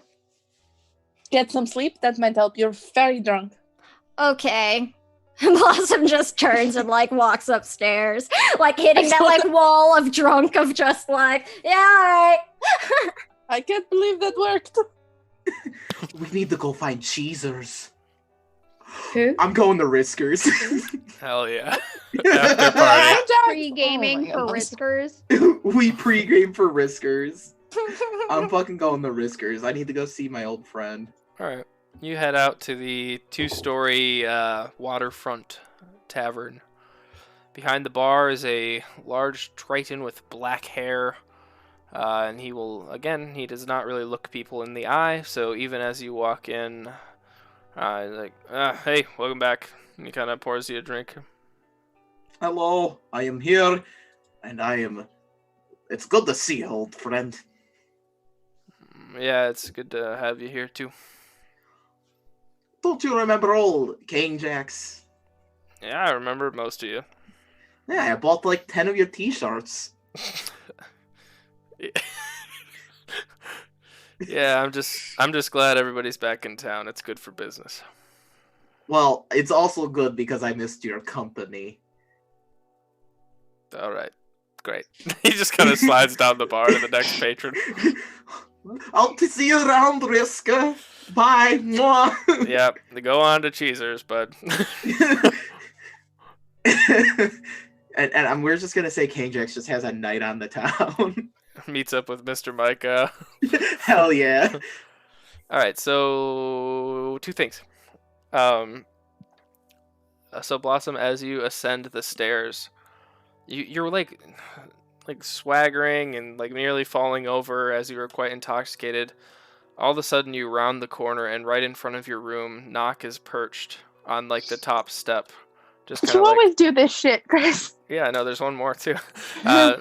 Nock is hunched over, like on the top step, like gaunt face bandaged up, and his hands are like just outstretched, and you feel like there's like that second where something really bad happens when you're drunk, and you're kind of like, oh shit, and you kind of sober up for a second. Yeah, huh. I'm like, oh. Ah! Oh, you want the thing, right? This is here. Wait, okay. And I'm like throwing like shit out of my bag to like get where I hid the stuff so it would be like safe and tucked away. Mm-hmm. And I'll pull out the little thing in the vial and I'm like, this is not gonna hurt anybody, right? You promise? Promise. Okay. All right. Here. He reaches out and he takes the vial, and he like, his hands are also in bandages, so he's not very like nimble and agile with them, and he just like eventually like cracks it in the middle, and then he just drinks the liquid that was inside of it. And you watch it kind of like go down his gullet, and he swallows like deep under his robes, you can see. And he looks, there's like a flash in his eyes for a second, and he looks around differently. And then he looks down at his hands and he unfolds the little sleeve and he takes out 3 like tarot cards essentially. Oh. And he looks at them and he like puts them back in the sleeve. He's like, more to go. More to go. Oh, all right. Everything okay? Is it what you were expecting? Yes. Very good job. Very good. Huh. Well, thank you, and thanks for all your help. Yes. Let me know. Let me know. If you find more cards. And he's like he's always kind of weird, but he's definitely on edge. Like feels a little bit different. Could I like get a look at what the cards were exact? Like I know there were tarot cards, but like could I see what was on them or like an art style or anything? Sure. There's a hold on. While I look this up, if anyone else wants to have any interaction before bedtime, that would be a good time. Oh, does Adrian know that Boolin is also sick? Yeah, I think she does, right? King Jack's definitely Alex? told us all. Yeah, we You know. told all of us? Yeah, you're Alright, all aware. Upon remembering, I will bring the bowl back to King Jack's. Oh. Well, are you sure, Adrian? It might be some time before we see Boolin again. Well, I mean, it's community property now. True. Well, And hopefully we can get it done soon. I mean, we should probably cure other people as well as we come across them. But I think it's important for the people we care about to be taken care of. Well, yes, of course. And I just wanted to thank you, Adrian, for, helping us out on our wild adventures and for being the best shield mom a Liv's son could ask for. Adrian is significantly shorter than King Jax, Very much so. but she'll like reach up and kind of matronly pat the highest thing she can reach on King Jax. He'll like bend down so you can pat him on the head. Yeah. I'm glad to be part of your group. And just between you and me, I'll gladly make fun of nerds with you. Yeah, how did we pick up another one? I don't know. I mean, Saren's nice. She seems really nice. Well, And- so, I mean, so is Bryn, but they're both nerds. Look, it's a little catharsis for us, okay? Nice is not the first word I would have chosen to describe Bryn. And I mean, have you noticed they look kind of like they both have like the red hair and like the green eyes and Right? yeah. Or You think maybe is that like an elf thing or are they just like related? maybe I don't know. Well, you're asking Galaxy Brain King Jax too many questions right Wait. now. Sarah's an elf, right? I thought Saren was person. Like you, human. Should we ask Sarah or is that like offensive? Her name is Saren. Yeah, that's what I said. You said Sarah. Yeah. Oh, beans. All right. Blossom, you look, you get a quick glimpse of these cards. There is one that is a broken greatsword into 3 separate pieces. There is one with a inside of a dungeon with a portcullis slammed down in front of it, and there is also one of a sun with a frowning face in the center. All right, she's just kind of filing it away for later. All right. And Nock, as soon as he makes an appearance, disappears, walks through the wall, and leaves you to your night. I need another fucking drink. Blossom goes back into her room. Passes out in like one of the trees. Love it. Alright, so as everyone finds rest this evening, the Wrong Turns pick up a new member, and they are successful in their quest to stop the bell. Morning Huzzah. comes a little too quickly for the hungover party members of you as you hear a loud knock, knock, knock on the door. Come on! I'll go answer it. Okay. Thank you. I mean, Adrian's already awake. She's been working out for 3 hours. Fair enough. So Bryn, you answer the door. There is standing before you a slender, pale woman with braided blonde hair draped over her torso. She has deep blue eyes and freckles upon her cheeks. She wears a blue cloak that is completely made of like crushed velvet, essentially. The hood is up, and she has a crooked smile across her face. Across her back is slung a crossbow and a bow. And she goes into talking immediately, and she's about to knock again as you open up the door, coming all the way up from your room. She says, "Well, howdy there, gorgeous. My name is Anissa, and that Bluefield peach over there is Shay." And she points to another woman. She has strong, stern features. She is bald, and she has a long, pointed chin with... I'm afraid and turned on at the same time. with darker skin, and she's clearly wearing monk vestiges, and she wears loose-fitting robes. And she Bonjour. I'm Bryn. Can I help you? she says, "I know who you are. I am here on behalf of the Council of Voices in Hagramar. We understand that y'all were the ones to save the bell, and the council is requesting an audience for a bit of a debriefing, if you will." I lean back to the door, shout, "Guys!" What? Jesus Christ! Keep it down! What? It's upstairs now. Yeah, I'm coming. Yeah, what's up? There's some people here from the Council of Many Voices. That's what they said. I think that's what they said. Does Adrian know what that means? The Council of Voices, probably most of you know that it is pretty much the representatives of the town of Hagramar. There's 11 or 12 members, and they represent different races that live within Hagramar. Oh, yeah. Okay, no biggie. But they want an audience about the bell. If memory serves, there are no Tabaxi representatives, I think, though, right? Yep, correct. Probably no Alright. furbolgs either. No furbolgs. There's lizard folk, though. And like as you're like Kane Jax is probably walking up with Sarah and yet again telling the story about how he became the king of the ogres. Favorite story. Oh, that's a good one. Yeah. At least Sorry, twice. could you tell me your name again?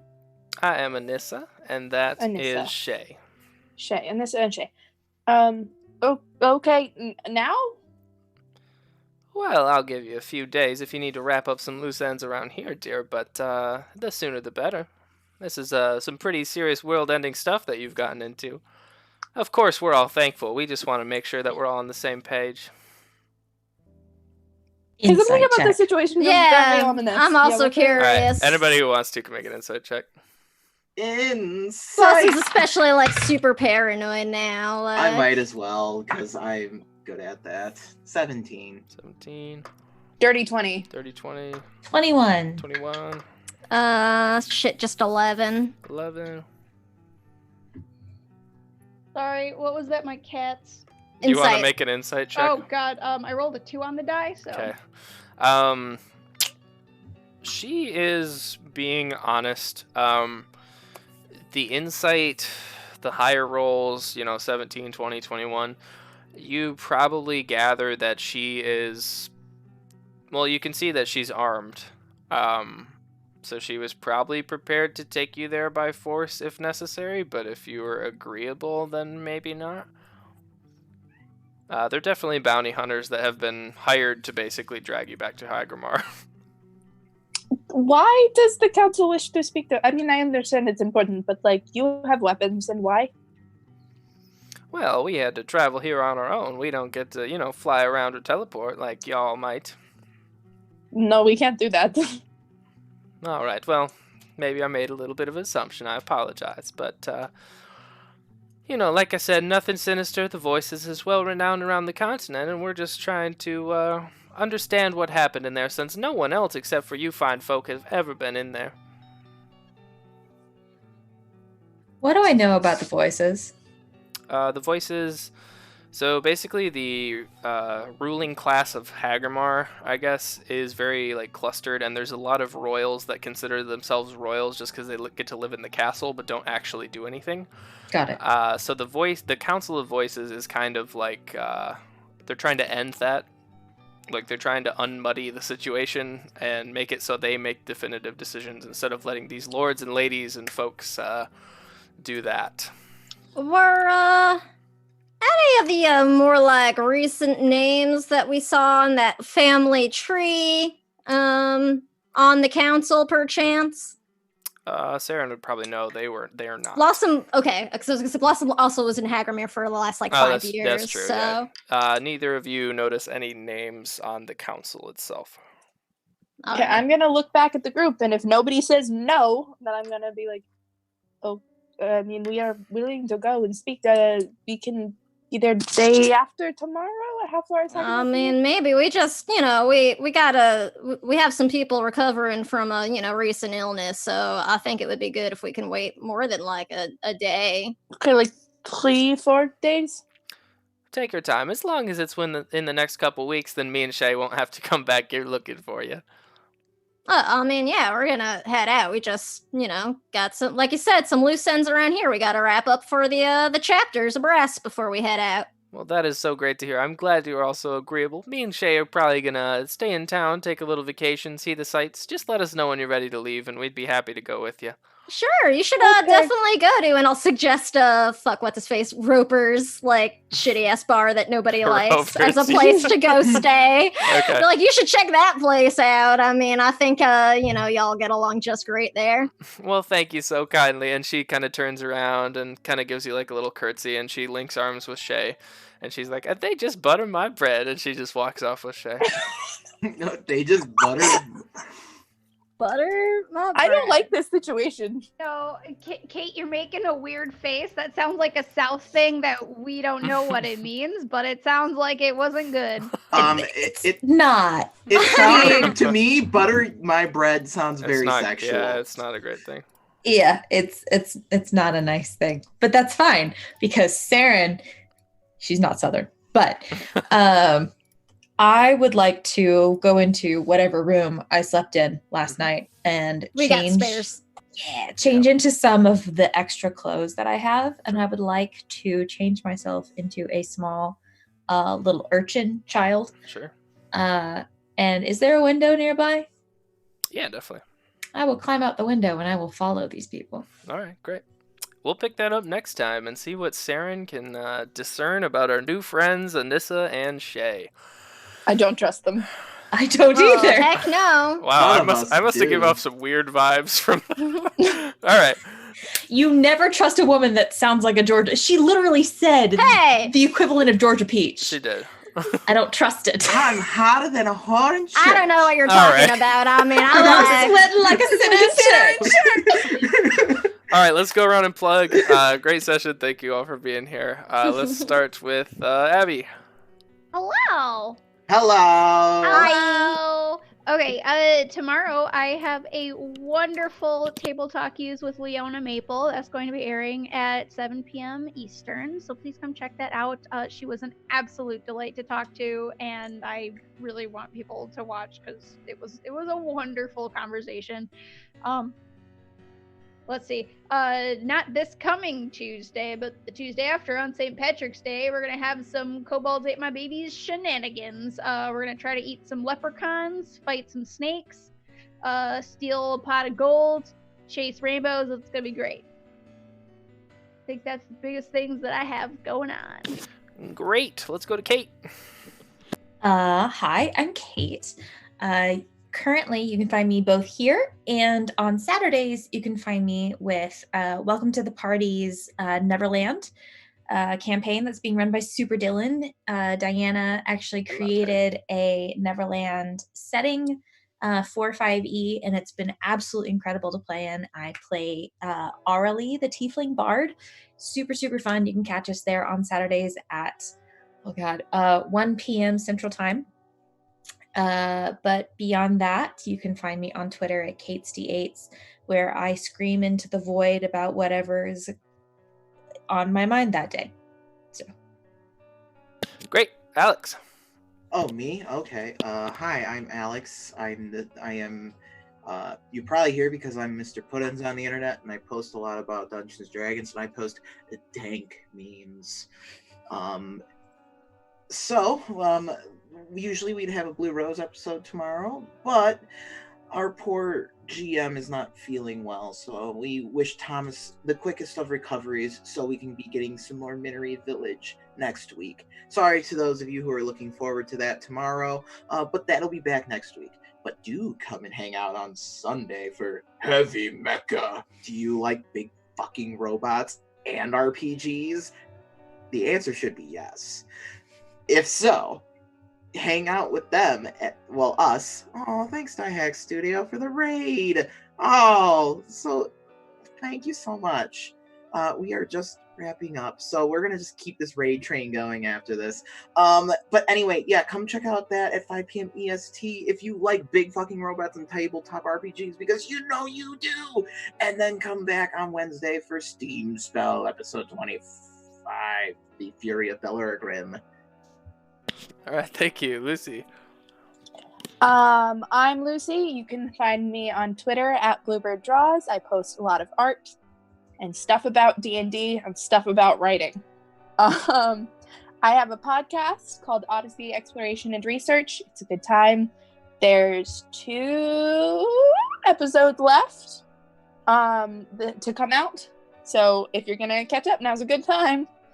And I play Cat Steel on Steam Spell, so I will be here next Wednesday at the IDM Elsewhere, which is our my homebrew world. We play once a month on the first Tuesday of every month, so we had our third game yesterday, which will be going up on YouTube soon. Yeah, that's it. All right, thank you, Sam. Hey everyone, I am Sam. You can find me on Twitter at TheSamWisest. I'm SamWise_GameG here in chat. I'm a disability advocate in addition to being a TTRPG streamer. You can see me mostly here at the Chromatic Chimera, where I am the casting director, and I am also in Steam Spell on Wednesdays. And on Mondays, you can see me in our Eberron campaign, Dead Skies by Night with No Initiative. And this coming Tuesday, and the last Tuesday of the month, or the third one, I don't know, one of those 2 Tuesdays this month, I'm going to be playing an Unprepared. We're going to be playing Dialect. I'm really excited for that. Tomorrow, come and join us over at Heroes Without Limits, where I'm a co-producer. I am going to be GMing episode 2 of Tales from Thra, which is my Dark Crystal-inspired 5e game. I'm really excited. We're going to go visit the Sprite and Madra tomorrow. So should be a good time. That's at 4 p.m. Eastern at H Without Limits here on Twitch. And Chris. That's me. What? Our revered dungeon master. Are you just letting me? Thank you. Yeah, we were introducing you. Oh, thank you. I'm Chris. I'm a co-founder here. I do stuff, and I'm also jokingly referred to as the Stream Big Bad Evil Guy. So, be good. Anyways, we have a promo code for tabletop loot. Just enter the code SHIELDMOM for 15% off in honor of Callan's feeling betterness. Also recovery. Also check out our Redbubble store, because you want some cool Chromatic Chimera hoodies. Other than that, I play in Elsewhere and Steam Spell, so come on by, check those out, check out these other fantastic GMs, and we will see you later. Kate, thank you so much for joining us for your first official session, I guess. Yay, thank you for having me. And Chris, I got that raid, homie. Don't you worry. Thank you. And as always, we're going to raid to somebody fun. So go ahead, stick around, see what they're doing, and we will talk to you tomorrow. Who we raiding? Dice Priory. Yeah! Who else? Who else are we raiding? Yeah! All right, have a good night. Good night, everyone. Bye. Thank you. Bye.